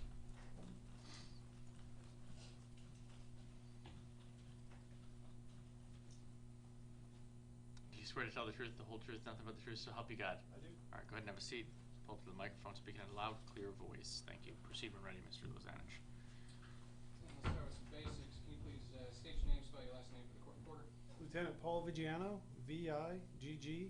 And what do you do? I'm a lieutenant watch commander With which agency? with the Citrus County Sheriff's Office. And how long have you been doing that? I have been a watch commander since June of this year. What was your rank on February 19, 2021? I was a sergeant. And were you familiar with this case on that day? Yes, Were you a supervisor of the case on that day? I was the sergeant of the community crimes detectives, yes. And did you meet with Detective Chenoweth and Captain Glaze about this case prior to February 19, 2021? I don't recall if it was prior to this specific case. It may have been that day. Got a couple of basic questions about training. You were trained in testimony and report writing at the academy? I was trained in testimony and report writing, yes, sir. And when you were trained, writing reports and testifying, were you trained to write down anything that could be relevant? The facts of the case, yes. And as a lieutenant, about how many reports, if you had to ballpark, have you supervised before writing? I couldn't even give you a ballpark. Would be thousands? Potentially. And how many reports have you written yourself? Judge, I'm gonna object to this whole line of questioning. He didn't write the PC affidavit nor the search warrant, so this wouldn't be relevant. Where are we going? He was supervising the reports, Your Honor. Okay, that's fine, but where are we going? Just background at the moment, Your Honor. Well, let's move it along. Yes, sir. We trained in emergency response? In regards to, yes. What Generally? type? In Yes. general. And in your training in emergency response, safety and de-escalation, were you trained that lives of your fellow officers are important? Yeah. Lives of the public are important, bystanders might be out there, Yes. and even suspects are important. Yes.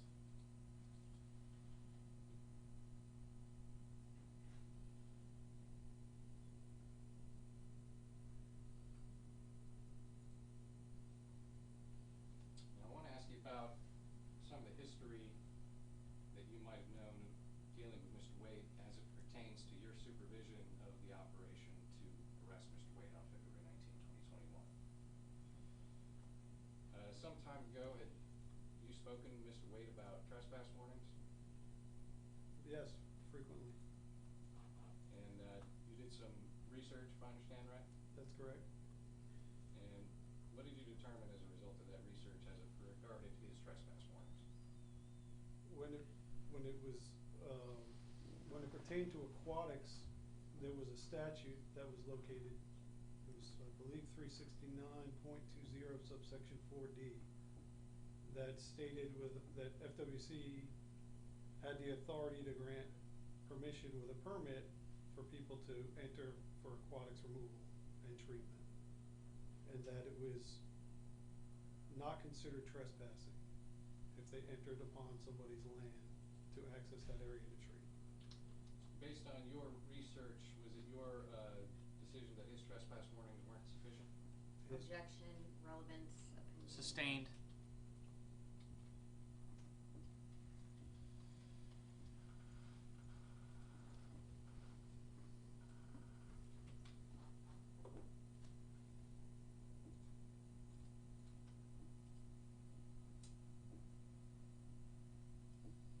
Was it your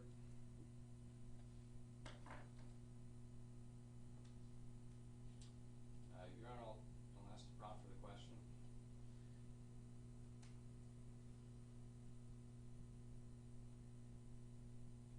You'll ask to proffer the question as to whether your client's trespass warnings were sufficient. We've covered this numerous times over the last two hearings, what you are required to show here today. I'm not going to allow you to go into every little avenue that you think might somehow be relevant to your idea of what should have been done in an investigation here. It is not relevant to this motion to suppress. I don't know how else to say it. It's denied. Yes, sir.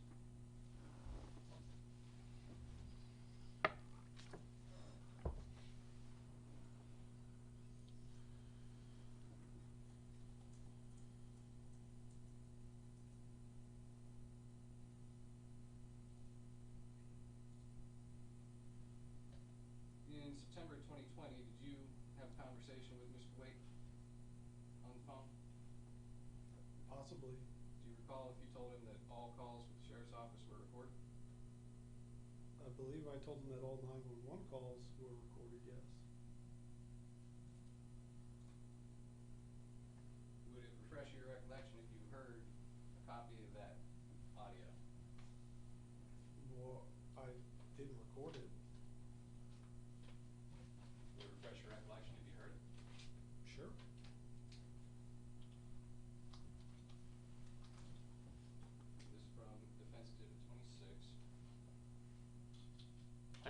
play on its own as long as it's hooked up, right?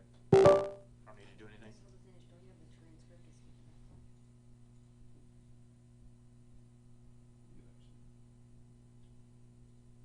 that point? If I showed you a transcript, would that do just as well, or better, perhaps? Sure.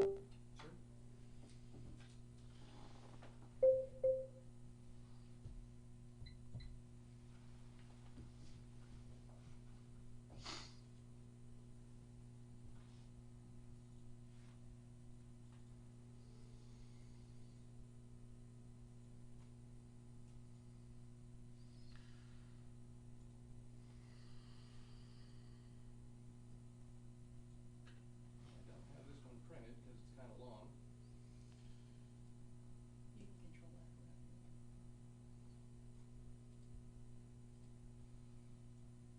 And I'll just, without reading it, I'm just asking you if the highlighted portion refreshes your recollection. If you need to step down and go take a look, you can do so.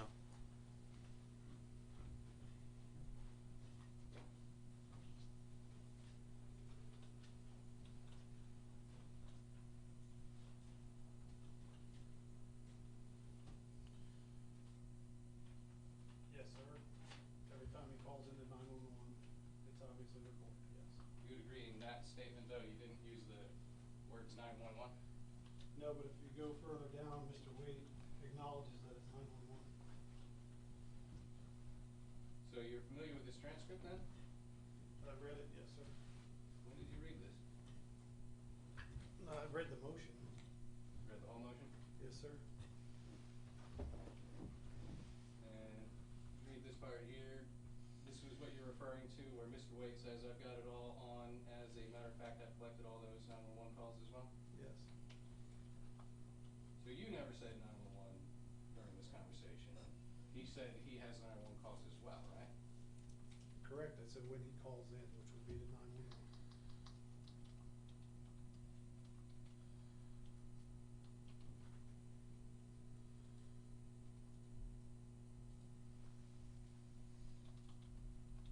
So, having read my motion, you're familiar too with a call that he had with Captain Glaze? A few days later?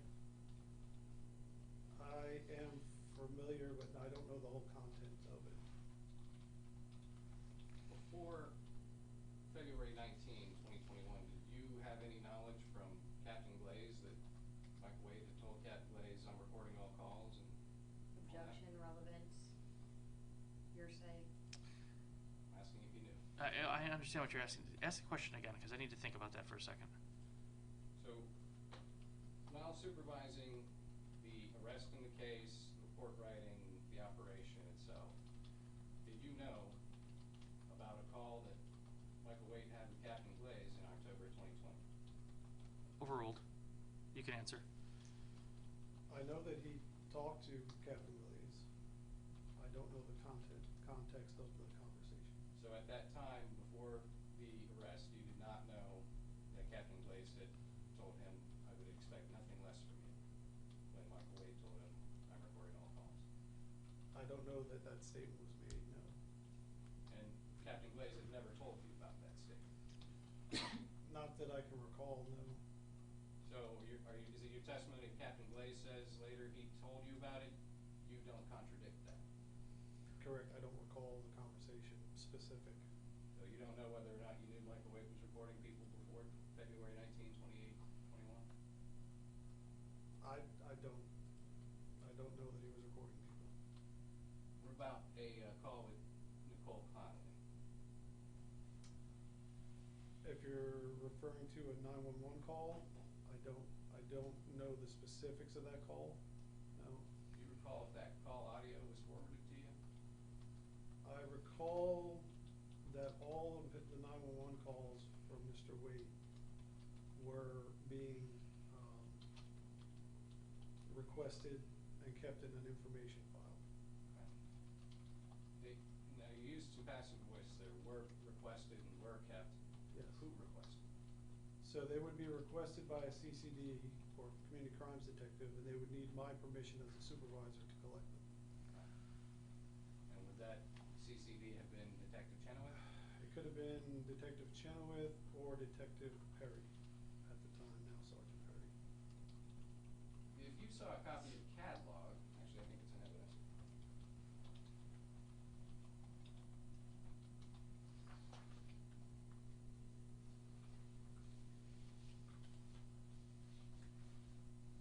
Might be in the proffered ones.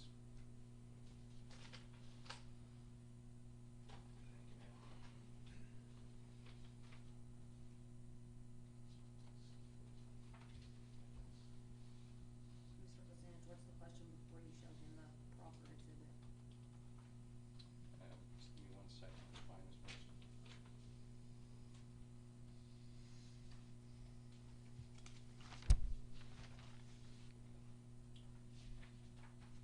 If you saw a copy of a CAD log, would you recognize if calls were being forwarded to you directly?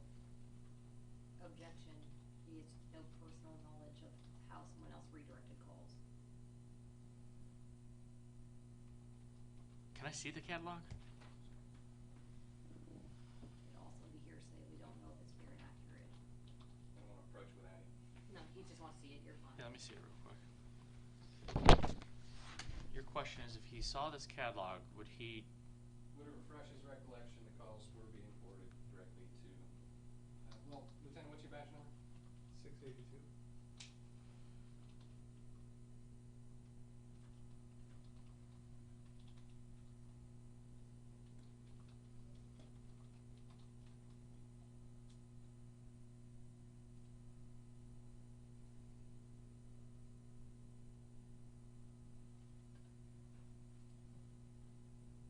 My objection would be you're saying you don't know if it's fair and accurate. She may have mistyped the badge number. She may have.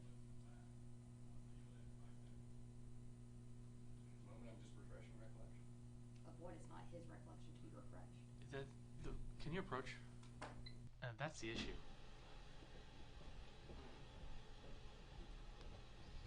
If It calls says were being request for call audio to be sent to S682. Is that him? That's what he says his badge number is.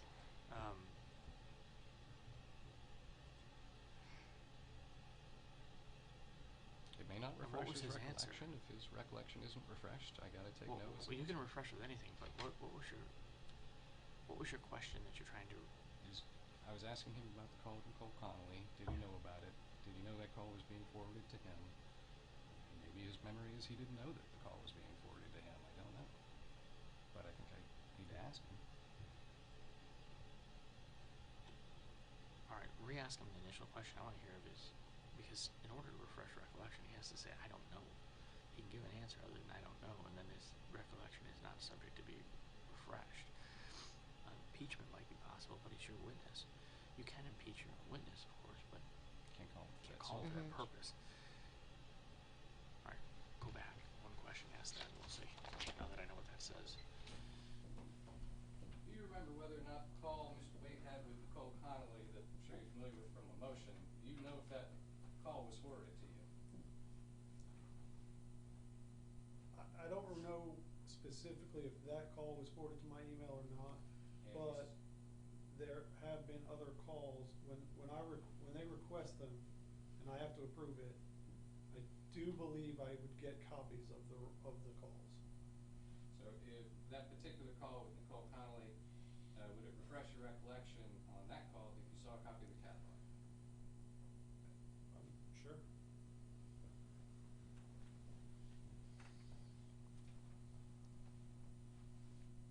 Now, don't read from it, just tell me if your recollection is refreshed, having reviewed it. You can read from it, just don't read it into the record. Yeah, don't read it out. That's what he means. Right. Gotcha. Thank you, Your Honor. Mhm.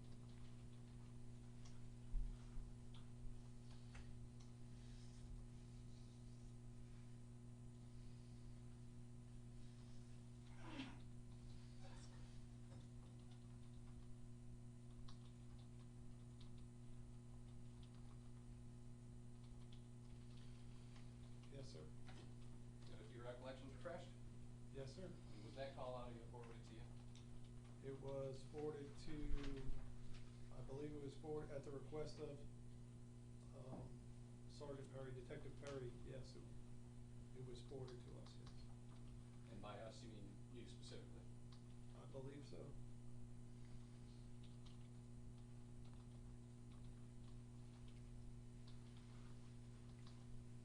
So, before the call with Sergeant Blair, did you have any knowledge that Mr. Waite was recording people? I did not. So you didn't review that call? I did not. And Captain Blaze never told you about his conversation with Mr. Waite about recording No, calls? like I said earlier, I didn't recall that.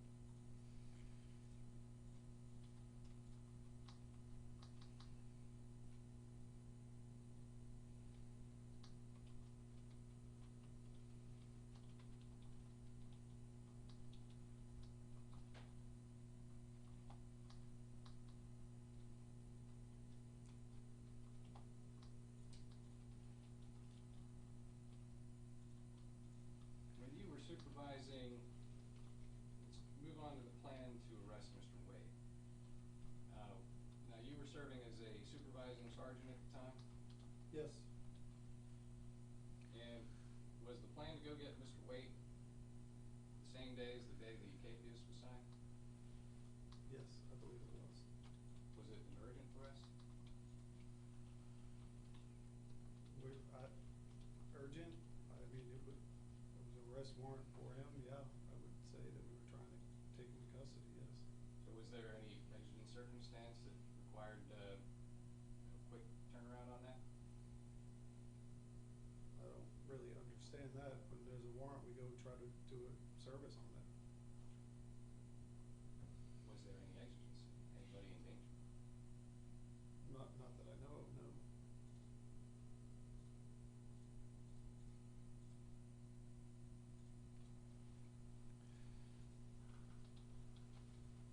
No. I'd like to ask about General Order 715. My objection still remains.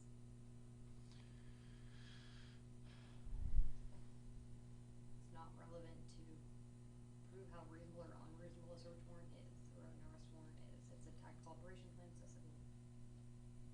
Can you approach?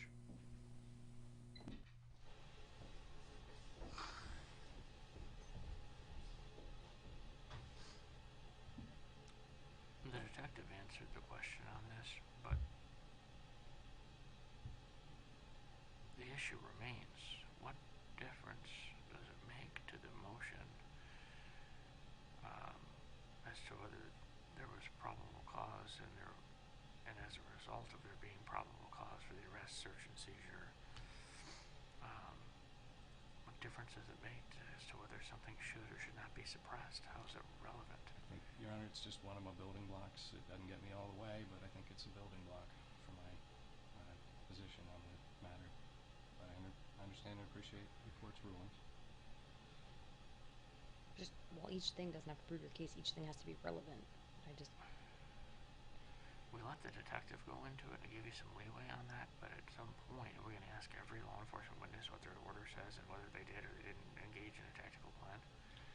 Well, there's a I mean, particular piece of interest to me as Sergeant under General Order 715 was not qualified to supervise a plan on a violent suspect. That tactical operation plan has to have been approved by a lieutenant or higher, which Lieutenant Paggiano was not yet a lieutenant on that day.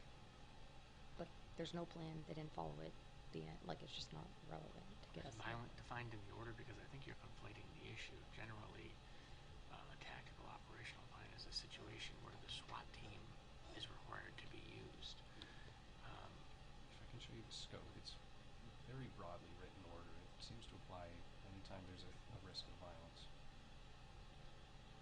That would mean every traffic stop would require a written tactical plan. Anytime there's additional features. I'm going to sustain the objection. At this point in time, I think we've beaten this dead horse as to whether they used or didn't use a tactical plan. I'm the fact finder here. I understand they did not use a tactical plan. I also understand there's a policy which in and of itself is definitional hearsay and generally will not come into evidence absent some exception.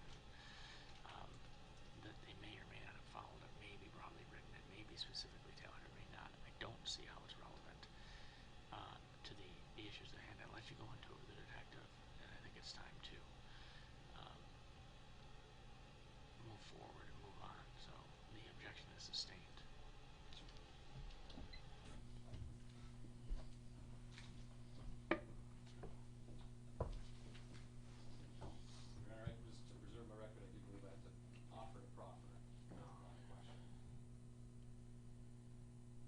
court's ruling remains the same on the last offer to proffer. It is not relevant to any of the issues before the court here today as to whether there was or there was not a tactical plan drawn up or entered into, or as to whether there's a policy to any kind of tactical plan.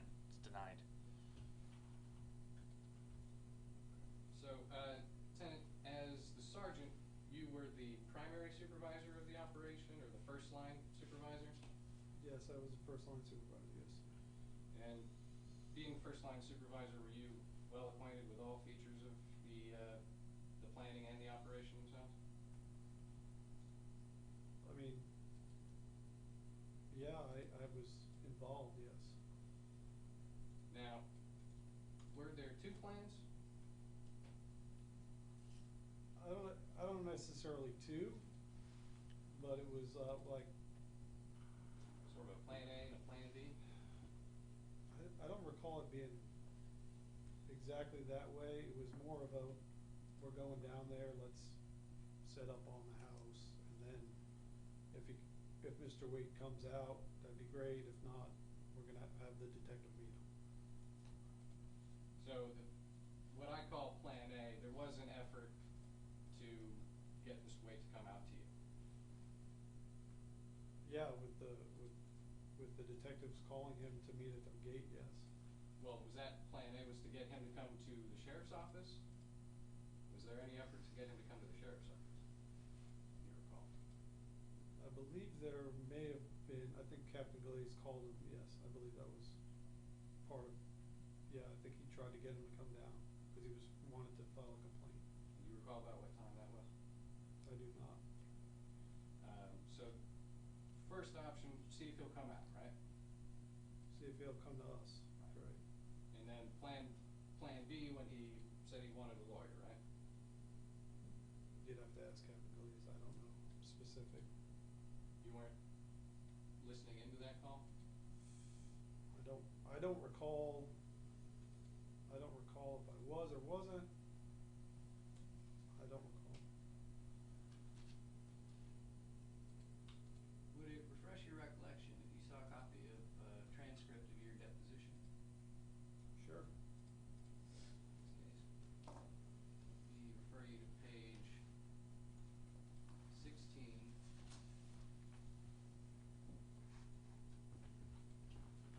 I have a copy. Lines 13 to 16. You got I have a copy over of it, there? yes. No, this is the audio file. I thought it was his deposition. You need it? And the question is whether he recalls listening into the conversation? Correct.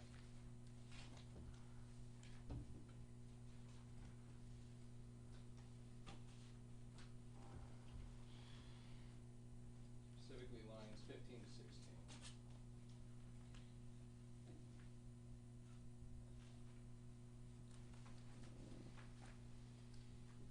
Yes, sir. So, did you listen to that call when Captain Glaze called? Per my depot, I wasn't even sure. I said I think I was in the room with him. So you thought, when you were in the deposition, you thought you had been in the room, and now you think you weren't? I didn't say I didn't think I was or wasn't. I said I don't know. Okay. So do you have any recollection of Mr. Waite asking Captain Glaze, or telling Captain Glaze that he wanted to get a lawyer and then come down? I honestly, I don't recall any of that specific detail, no.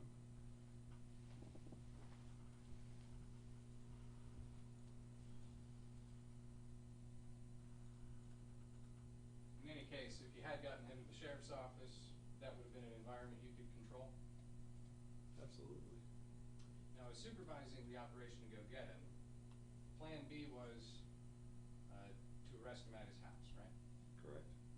And he has a tall barbed wire fence, Safe to say, yes. and is like black silk fencing, tarp around it, obstructing vision through the fence? I believe there was a black barrier along the fence, yes. Did you ever consider grabbing him at a traffic stop?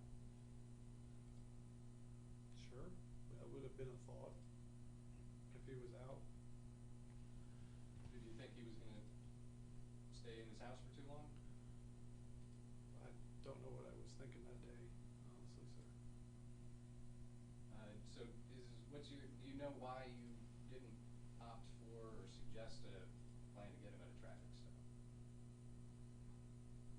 It probably was brought up, but we were gonna have him come out and meet us at the gate. That was the plan. That was the plan.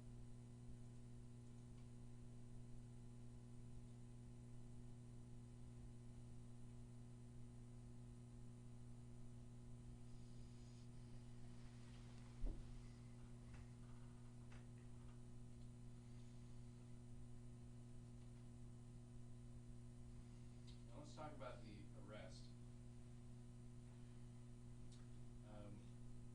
Who all was on scene when you got on scene?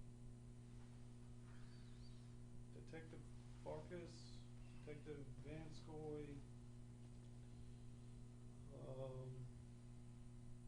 Detective Indorado, and Detective Cutlet. I don't know if Detective Chenoweth was there yet or not. What about Captain Glaze? Captain Glaze was not on scene when I got there initially.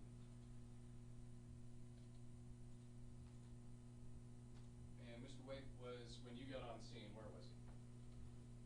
I'd have to look at my notes, but I believe he was pacing back and forth by the time I got there, on his side of the fence, probably was- 15 to 20 feet from the fence. Was he inside the curtilage He was inside his fence, yes. and his gate was closed? Yes. And at the time, did you have a search warrant to enter his dwelling or curtilage? We did not have a search warrant, we had an arrest warrant. So you, did you get on the PA at any point? I did. And what did you say over the PA? I told him that we had a warrant for his arrest and he didn't come out with his hands up. And at that point, had Detective Chenoweth already kind of told him the same thing? I believe so. Now, I want to ask about the arrest itself and how it went down. About where were you when Captain Glaze and Michael Waite made physical contact with each other? I was probably 10 to 15 yards away. About the distance from me to you, maybe more? About that, I would say, yeah, that's about right. Were you still by your PA? I was still by my vehicle, yes. Okay. So if somebody said you were down the fence about 90 feet or so, they would have been mistaken about that? Yes. So you by your vehicle, was it still in the driveway? It was right next to the front of the driveway. Okay. So you were about 30 feet from the front of the fence? Roughly. And did you have a real clear view? I had a clear view of the captain. I did not have a clear view of Mr. Waite until he exited the fence. Okay. So once he exited the fence, let's pretend this is the fence, this line here, and I'm going to shift roles between Captain Glaze and Mr. Waite. Okay. So Mr. Waite's still inside his fence, like so. Where's Captain Glaze at that point? He's Direct me to standing, find Captain so Glaze. I don't remember if the fence opened in or out, but he was standing outside the fence. There was a pole right where the fence locked. Like right over here? Yes. And where was Captain Glaze in relation to that pole? I was talking to Captain Glaze. He was on the left side of the, if you're facing it, yeah, left side of the pole. So he was like over here? Mm-hmm. And then Mr. Waite would have been inside about here? Correct. Okay, so I'm Mr. Waite now. Tell me what I do directly. He comes out, he unlocks it, comes out. Well, he doesn't turn around yet. He comes out. He comes out. Captain Glaze goes to grab his hand. Which hand? It would be the hand, I believe, closest to Captain. Now, at this point, Mr. Waite is facing Captain Glaze? Yes, but starting to turn away. Okay, and which direction, if you recall, is Mr. Waite turning? I don't recall. So he's turning a direction, and Captain Glaze goes, I'm Captain Glaze now. Captain Glaze goes to take one of Mr. Waite's hands? To grab his hand, and he goes to grab his hand, yes. So, do you recall which hand, right hand, left hand? I don't recall hands. You did have a good clear view, though? I did. Okay. So you don't know which hand Mr. Waite and Captain Glaze are facing each other when Captain Glaze goes to make contact, what happens when Mr. or Captain Glaze goes to make contact? When he grabs his hand, Mr. Waite pulls away, So swings his let elbow. me pause you there. I'm Mr. Wade again now. Mhm. So Mr. Wade pulls away. How does he pull away? Well, he's, like I said, he was starting to turn. And you don't remember which way he was He turning? was turning to lock the gate. I don't know which way, if he went left or right, Okay. but he was starting to turn. Captain Glaze grabbed his arm, and he swung his elbow back and struck Captain Glaze under the cheek. Now, did Mr. Wade swing his elbow back? Now, again, you said they're basically facing each other. Mr. Wade is starting to turn. You don't recall which arms were which. I don't recall. Do you know if it was a front elbow strike, if No. it was a spinning back strike, It was a spinning strike. uppercut, No, spinning no, back strike? It was a spinning back strike, yes. Okay. Do you know if he spun like the direction? It was a spinning back strike, so that would have meant something like this all the way around. It would have been like that, It's yes. a real dramatic, almost 280-degree turn to get that from a front-facing position, No, he was. or 180-degree turn. I'm sorry. I mean, how do you get to a back strike, He was like I explained, he was turning to lock it, right? and he swung it, when the captain grabbed his arm, Uh-huh. he swung his arm and struck him in the face. And you don't know which one it was, I don't recall which arm, no, sir. but you did have a real good clear view. I had a clear view.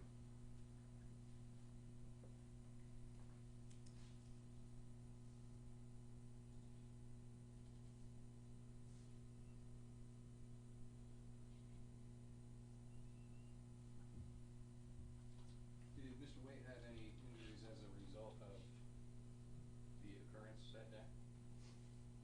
The only thing I observed was some slight scratches on his face. Okay. So you did see some scratches on his face? Yes, Would- sir. Were those slight injuries visible, prominent to everybody? I don't recall if it was, it stood out. There was some, from being on the ground, there was some dirt on it too. So I don't know if it was obvious. I don't know. But you saw it. Yeah, I did. Now, do you recall if I asked you that question at deposition? I don't recall. Refresh your recollection to turn to page 26, line 23. Sure.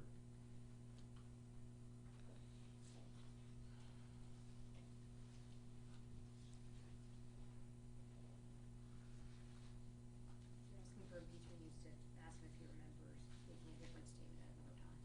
Ask him. Well, before.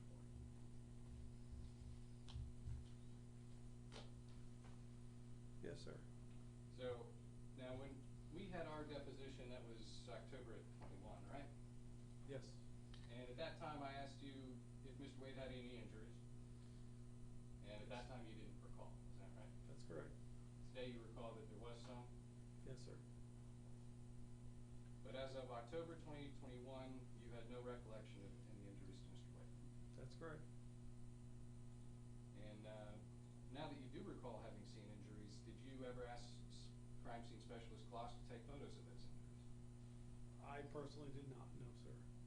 Did you, as the supervisor of the operation, the plan, did you mention to Detective Chenoweth, hey, you should go get pictures of those injuries? No, sir, I did not. Why? He was getting booked at booking, and the photographs of the face, his mugshot, would depict the injuries. I didn't even honestly think about it. I didn't even think about the injuries to what Captain and Detective Vanscoy. That was actually asked for by Captain Glaze.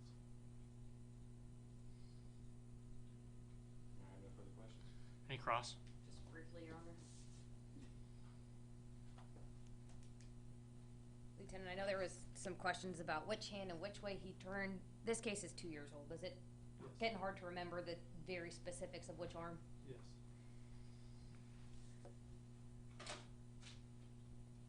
I want to refer to that call that Mr. Lisanich referred you to, where this defendant, or you tell the defendant that when he calls in, it's being recorded.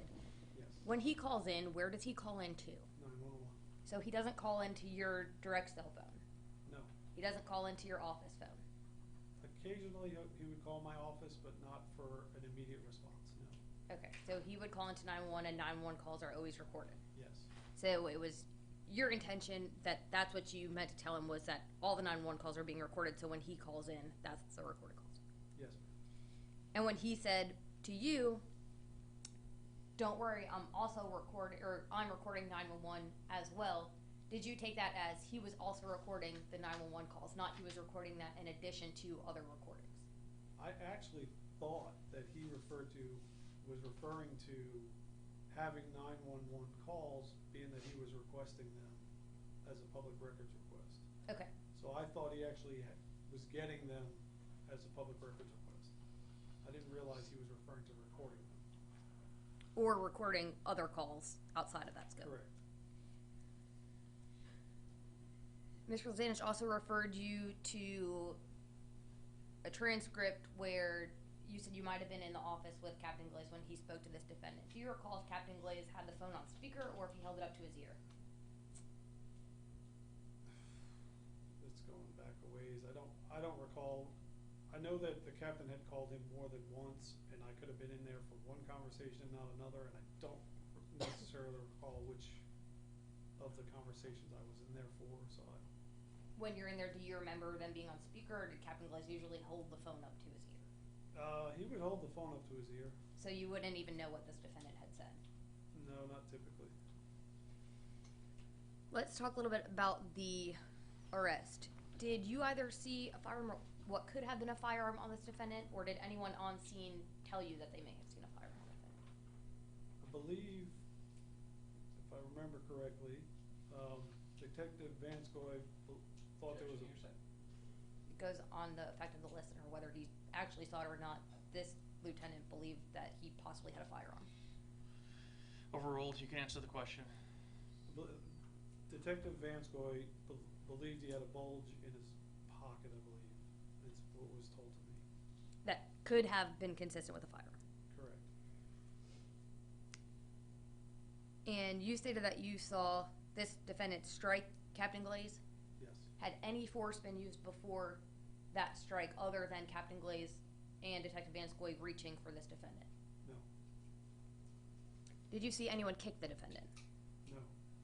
And did you yourself go hands-on with the defendant? I did not. Okay, so there was approximately 6 or 7 officers there and only 4 of them went hands-on to gain compliance? Yes. But no one ever kicked, or in your opinion as lieutenant, you review use of force reports, right? Correct. Did you see anyone excessively use force? Absolutely not. No further questions. Hey, redirect based on that. Couple of follow-ups. One of the first questions you asked, it's been about 2 years since the incident, so you have a hard time recalling elbows, which arm, which side, right? Yes, sir. Is it also true, though, that as of October 2021, when we did your deposition, you didn't recall then either? That's correct, I believe. I'd have to look at it, but So even 6 months after, you still couldn't recall which elbows and which hands, right or left, right? Did you see medical treatment sought for Captain Glaze and Detective Vanscoy? I did not.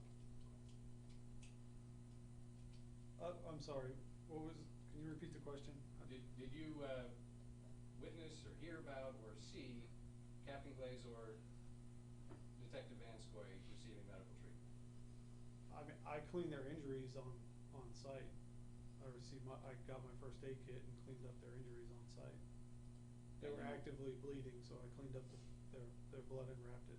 And you had mentioned earlier you saw the injuries to Mr. Waite. Did you refer him to EMS or call EMS to help him? Detective Chenoweth, I believe, offered him EMS multiple times. But I don't know I think he denied or refused medical treatment at that time. Is there ever circumstances where somebody might refuse medical treatment and EMS needs to be called anyways?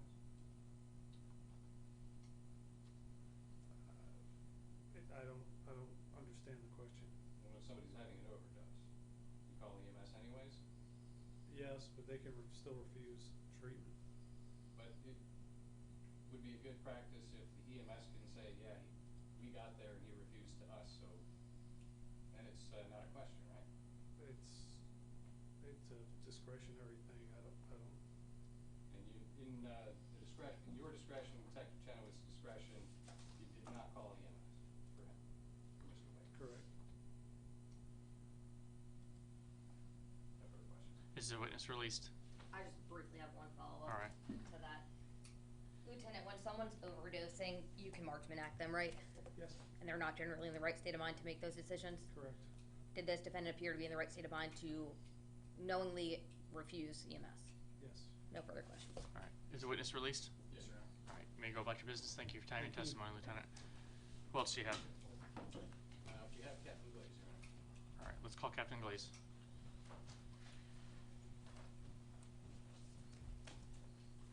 Is he your last witness? No, but I don't believe my other witness is here either. I Who- would have called Ann Sarian. Who's this? Ann Sarian is the one of the records custodians at the Citrus County Jail. For what purpose? For the purpose of showing the booking photo, and that at a later occasion when I asked for somebody else's booking photos. Okay, we don't need to hear from that witness. I've let you go into the injury and or alleged injury of the officers and your client. It is absolutely not relevant to the court's consideration in this case, so we don't need her anyways, whether she's here or not at this point in time. So the captain's your last witness? I believe so, Your Honor. Obviously, I still have rebuttal, but we haven't. Assuming is the so state far. intending to call any witnesses? No, sir. Then there'll be no rebuttal. Right, well, depending was, they were rebuttals in the event that one of our Detective Chenoweth, Lieutenant Vigiano, or Captain Glaze opened something up on Cross, as far as I know they have. Rebutting your own case? I'm sorry? Rebutting your own case, you're saying? No, if the door was opened on Cross. Okay, all right, that's fine. Somebody went and got the captain, right? He's here? I believe our victim witness coordinator, I believe.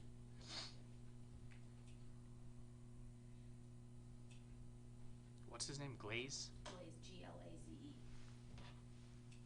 First name is Ryan. I'm gonna double check to make sure I watched it.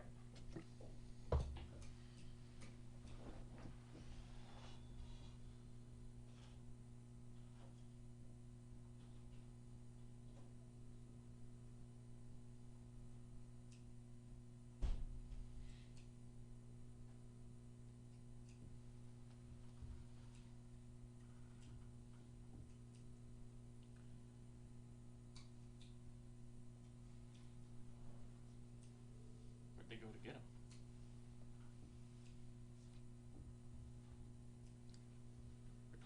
Rhetorical. Underway. Anyone see Ryan Glaze downstairs?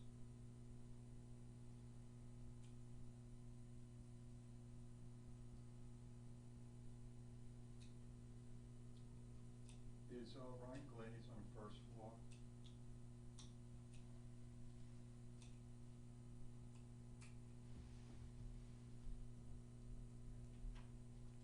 He also had brain downstairs, so he is on his way up. Standing on the elevator now? How long do you think his testimony will take? Not long, Your Honor. Thank you. But, as a nicotine addict, I would not object to a recess either. Well, what I think I'll do is if his testimony's not long, we'll finish him, we'll break for lunch at that point, and then we'll come back for argument.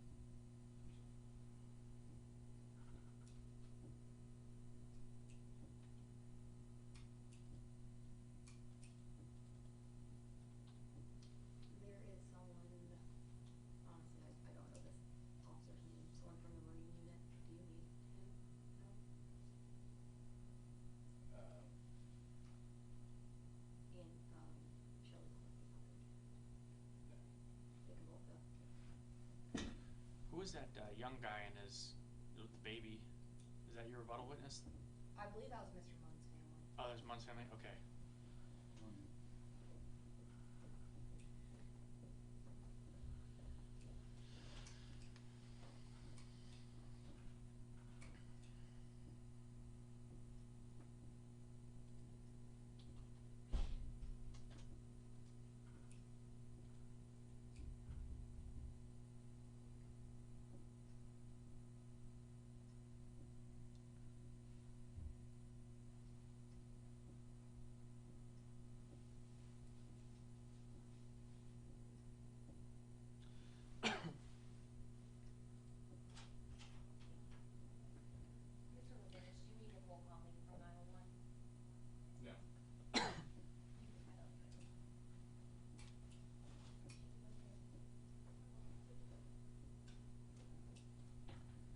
approach the witness stand. When you reach the witness stand, turn and face me and raise your right hand. Right here, sir, right here. The witness stand. Oh.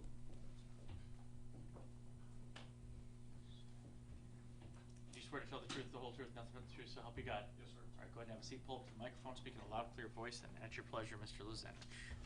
All right. Sir, would you please state your name, spell your name for the court? Ryan Thomas Glaze, RyanGlaze. On February 19, 2021, how were you employed? With Citrus County Sheriff's Office, full-time, And what was your rank and title? captain, And how long had you held that rank? for almost 4 years. And what was your position? I was East District Commander, And how long had you held that position? almost 2 years. And did you since retire?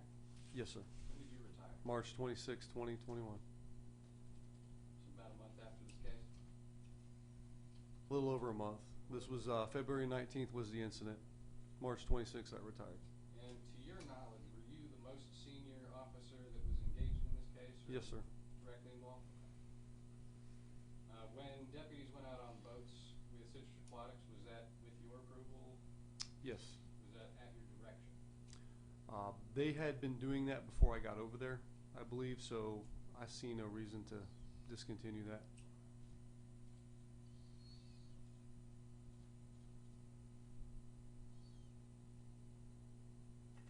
Now, at some point, just very briefly, broadly, there was a dispute between Mr. Waite about his waterway, is that right? Yes, sir. Had to do with the spraying, I believe, of the herbicide. And when Sergeant Vigiano went and researched some statutes, was that at your direction or approval? Yes. And based on that, wound up with deputies on boats escorting Citrus Aquatics out there? Yes, sir. And there were trespass warnings that weren't going in the system? Trespass warnings. Mr. Waite's trespass warnings about the waterway? There was no trespassing that was occurring. Right, the question wasn't about trespassing, it was sort of exactly that. Mr. Waite was trying to put in trespass warnings, right? Yeah, I believe he had mentioned something about that, but they weren't lawful. And that's based on Lieutenant Vigiano's research? Yes, sir. Your approval and Mhm. analysis Yes. of it? Did y'all ever get a memo from the CCSO's lawyer on that? Objection, relevance, hearsay. Sustained. I'll ask the prof for the question, Your Honor. Can you approach?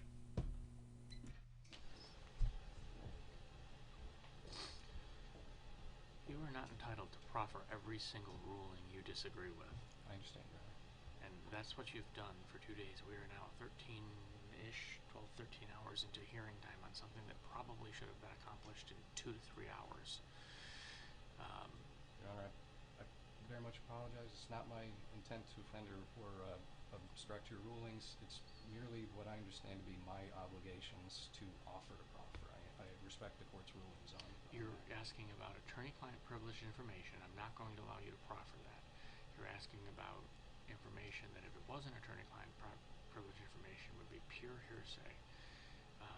You're asking about these trespass warnings again, which have absolutely nothing to do with whether there was a constitutional violation in taking your client into custody or any search that occurred, which the best I can tell has to do with the recorder, with recorded phone calls that were probably located on it. So, denied, and let's move on with the relevant legal issues to this motion. Yes, sir. Thank you.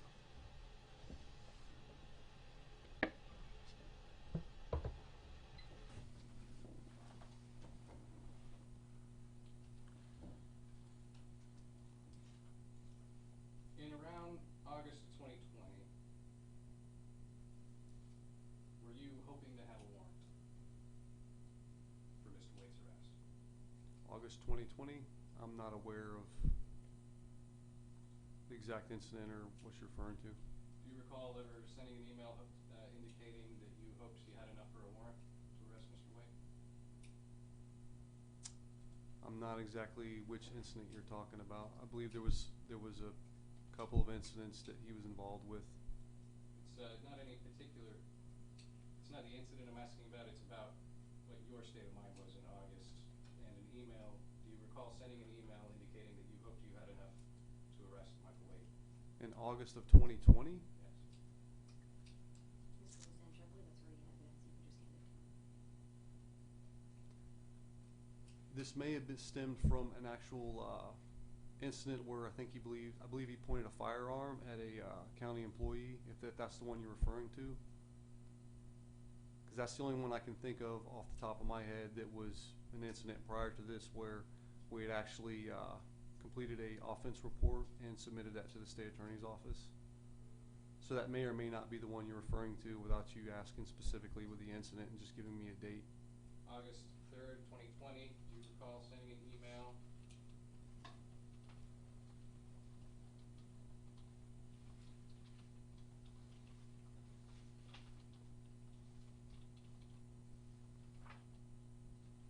Saying, Paul, let's put this together and send to the SAO, might be enough for a warrant, I hope. Just to ensure we have everything in there, we need to ensure we have victim statements. Do you recall sending that email? I'm not 100% sure on that one. Would it refresh your recollection if you saw a copy of this email? I'm sure it would.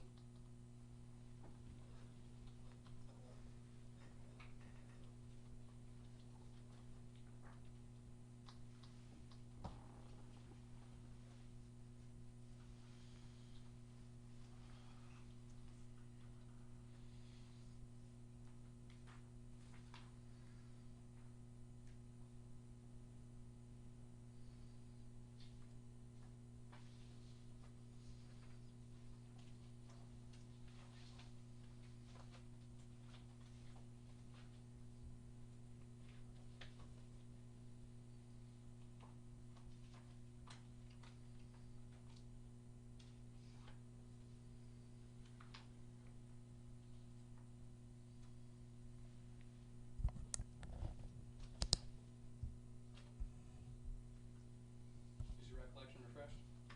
I'm still reviewing it, sir.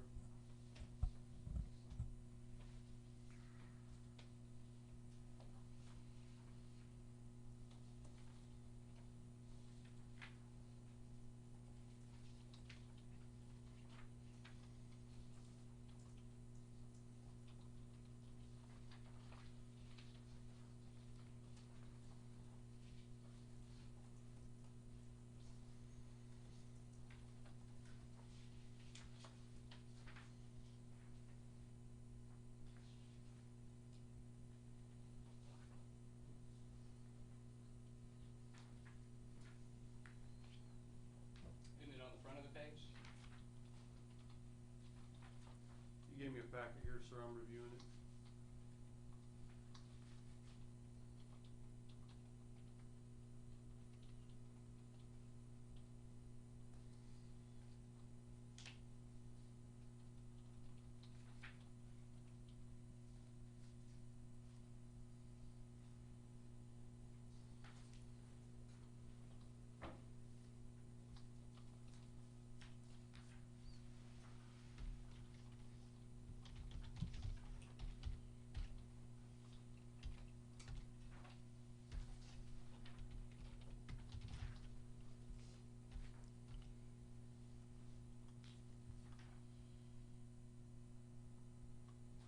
Yes, sir, I do recall this one. This is the one where he made threats to county employees.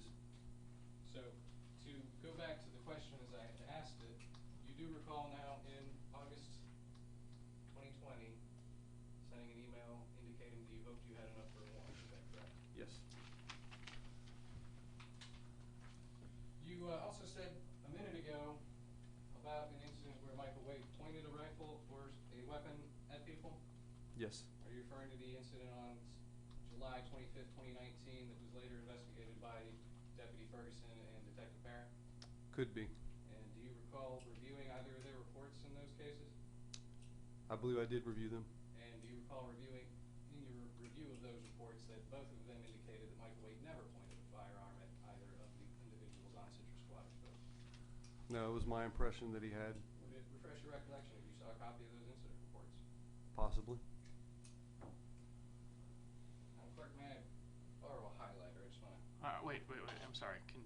approach? Let me wait for Mr. Hartman. The answer to the question was, it was my impression that he had pointed the firearm. He didn't say he didn't remember.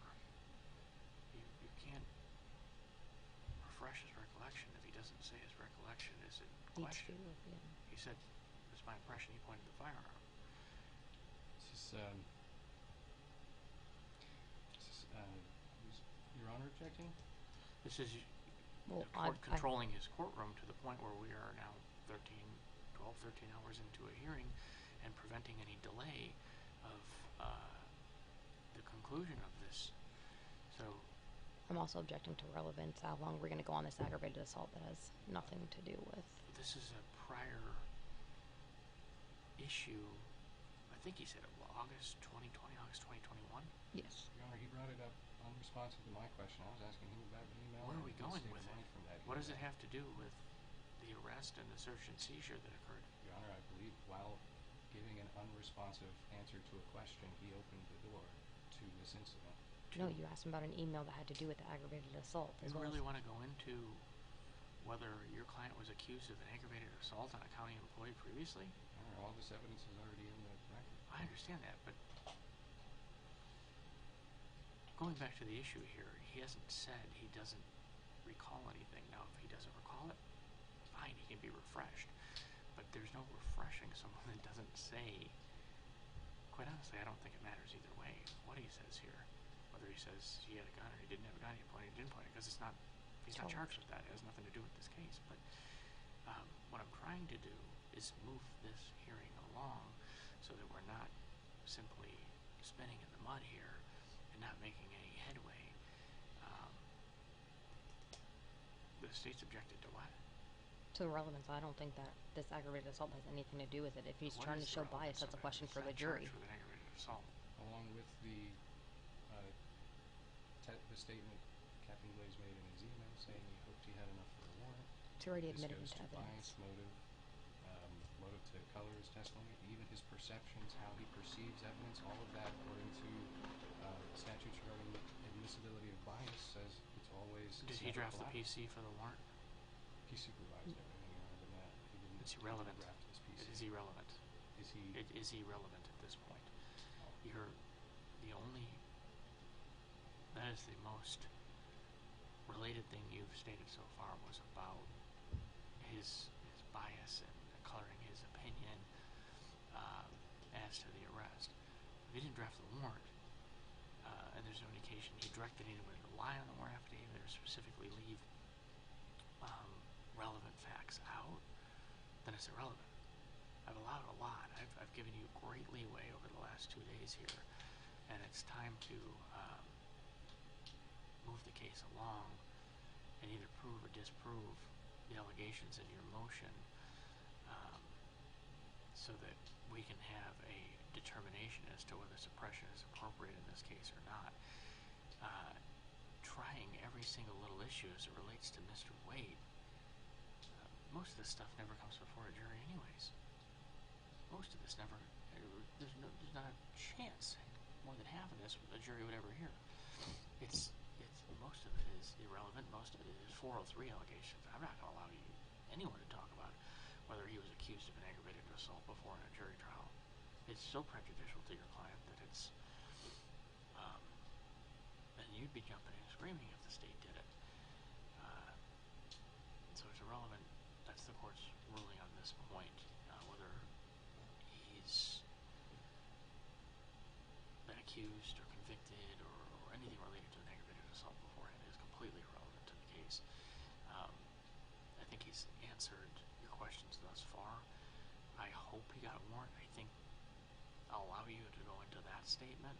I think it can probably be crossed, but that's up to the state whether they want to do that or not. So that's the court's order.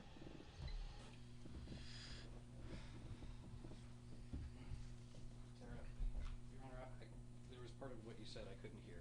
Which part? Like towards the very end about a warrant?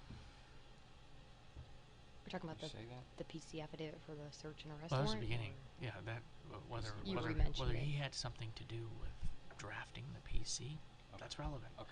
whether he had directed anybody to lie or intentionally leave out relevant material facts in the warrant affidavit. That's relevant. The issue of the warrant is really what's in question here, because they did have a warrant, and the law prescribes that once conduct is undertaken with a warrant, it is presumed under the law to be reasonable. That is you have to rebut the reasonableness, the presumption of that, through witnesses' testimony and evidence.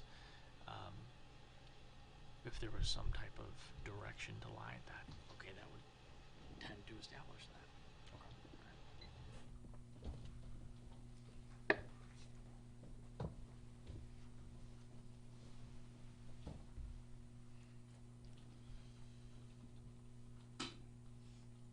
Move on to the basis of the charge. When's the first time you knew about Michael Wick reporting people? That would have been when he sent the email to our agency wanting to make a complaint on Sergeant Blair. So, are you saying you did not have a conversation with him in October of 2020? I don't recall the exact date I had a conversation with him. Do you recall having conversations with Mr. Waite in 2020? Yes, some point. And do you recall Mr. Waite telling you that he was reporting all calls with law enforcement? No, sir. So that not being in your recollection, would it refresh your recollection if you heard a copy of the audio of that conversation? Possibly. This will be reference case number 20. Wrong one, sorry.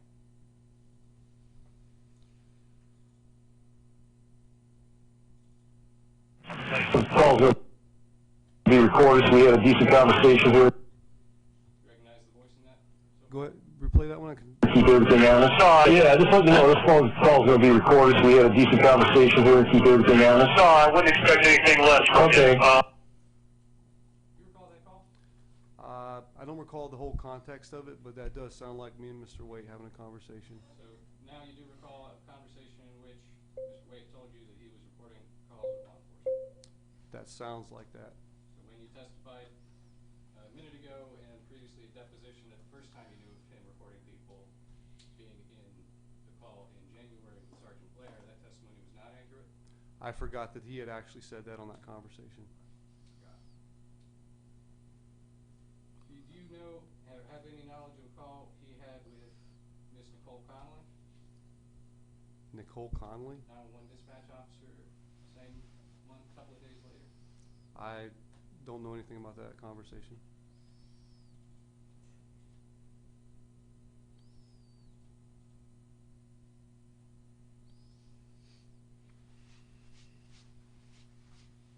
Now, you also had a conversation with Mr. Waite on February 19th of 2021?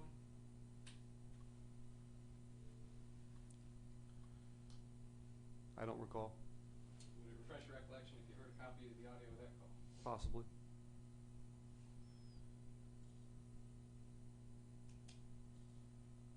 So there's some things I need to kind of look into. Okay.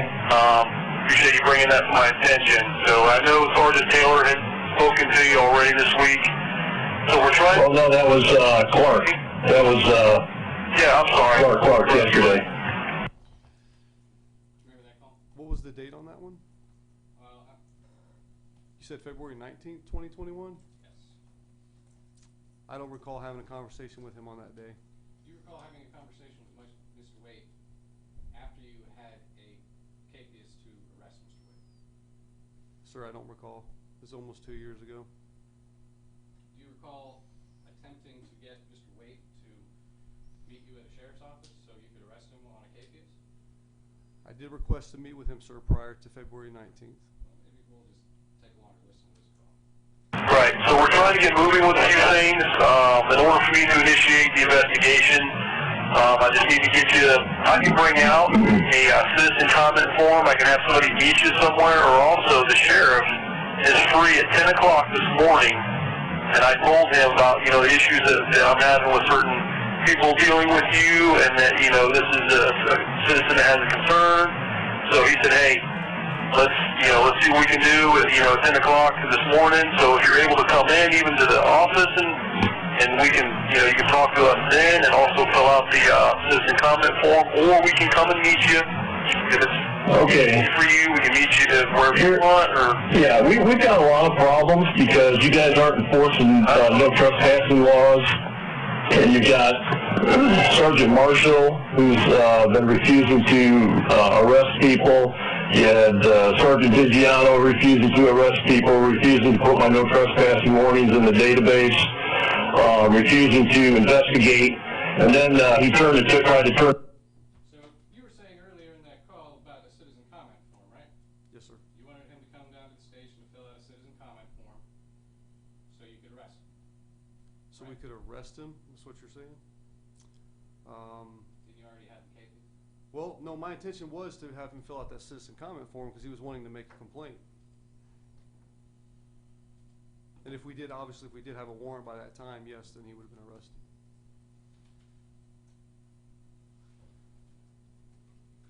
And that CAPIUS was completed on February 19th, is that correct? I'm not sure the exact date when it was completed. If you saw a copy of the CAPIUS, would that refresh your recollection as to the date? Sure.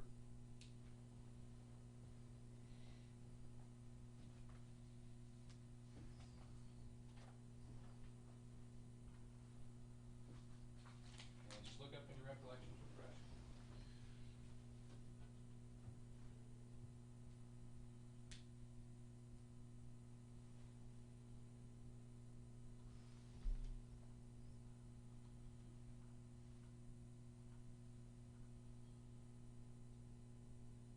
I see the serve date is on the 19th. The signed date?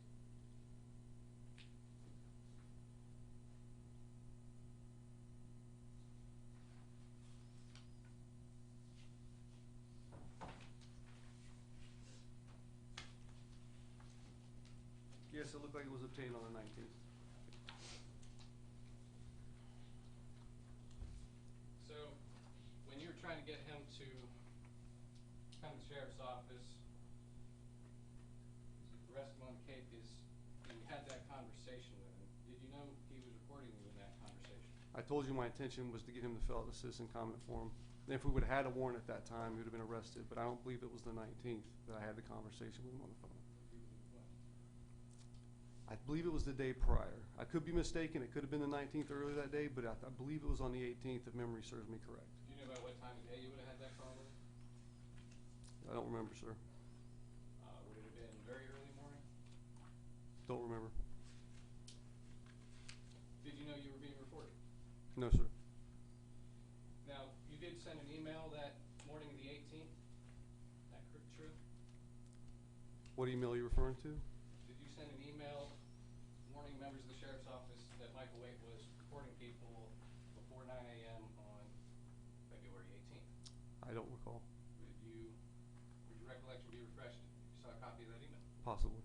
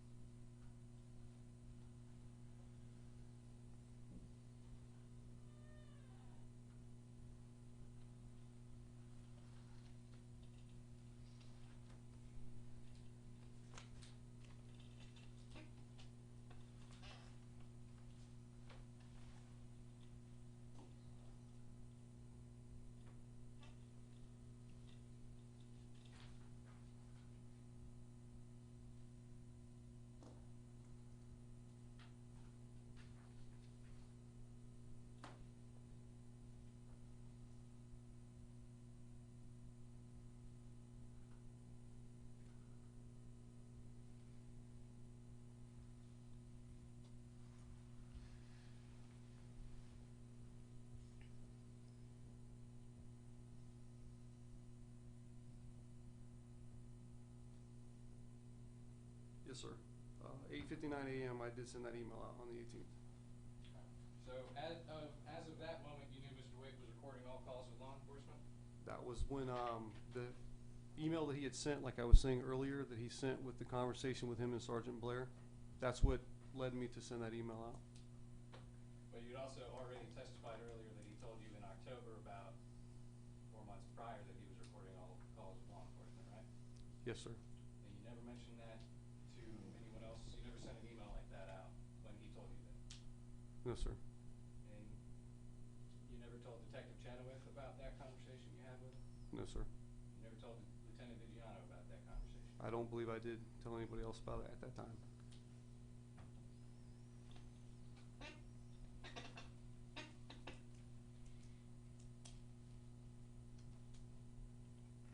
Just a few last questions.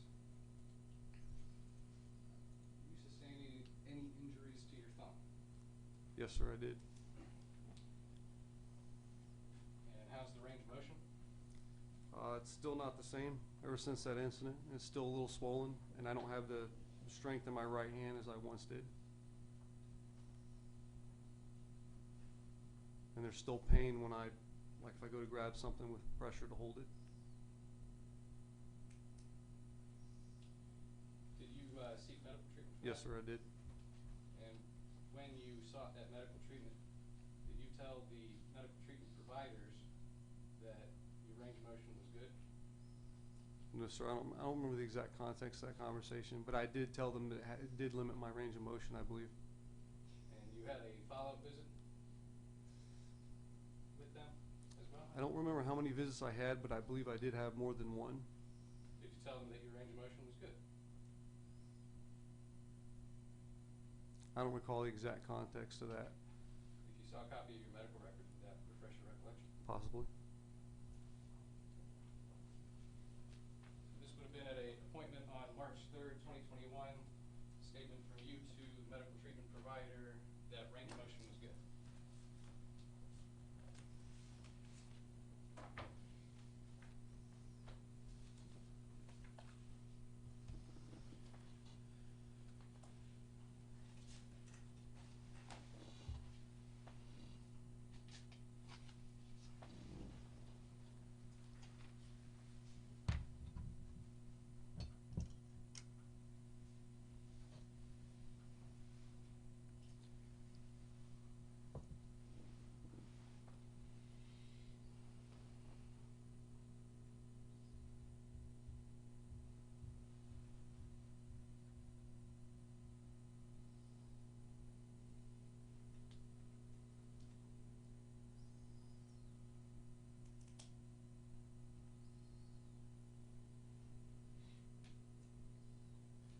Yes, sir. If he put that in there, that's probably what I said.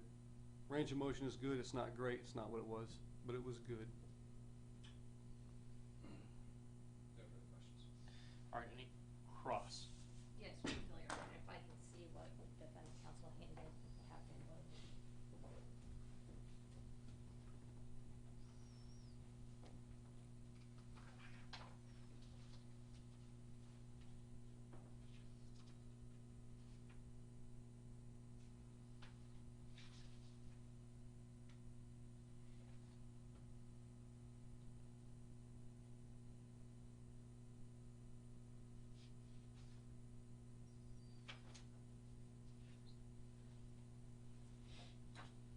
That's not one of my property either, so I'll probably be taking that one back.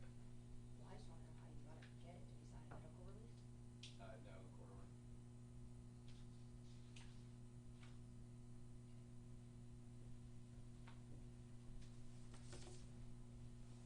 No, court order. With a 15-day letter? Online. Captain, you said that, you forgot that he said that the call was being recorded prior to February 18th, or 19th, 2021, but what he actually, is it fair and accurate that what he actually said is this call is being recorded? I believe that's correct. So he didn't tell you that all law enforcement calls are being recorded? I believe that's correct as well. So, was it your impression that it was just that call's being recorded and that's when you said you wouldn't expect anything less? Yes, ma'am. So prior to that date, or I guess February 18th, when you received or knew about the conversation recorded with Sergeant Blair and this defendant, did you have knowledge that he was recording multiple law enforcement officers, including yourself? No, not at that time. Let's talk a little bit about the arrest. Did you use any force other than trying to grab the defendant's arm after you had an arrest warrant before he struck you across the face? That's correct. So was any additional force used besides just trying to grab his arm? No, ma'am.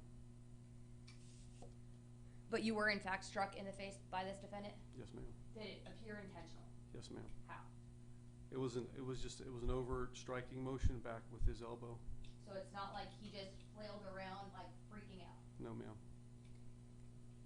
And then when he got, what did you do in response to him doing that? I secured him the best way I could and immediately as I could, and that was by wrapping my hands around his arms, his body, and then doing a 180-degree turn and placing him on the ground. So almost like a bear hug and picking him up and putting him down? Yes, ma'am. And then did you also go down to the ground with him doing that? Yes, ma'am. This defendant has a little bit of a mark behind his ear. Did you use any type of pain compliance? Yes, ma'am, I did. What did you do?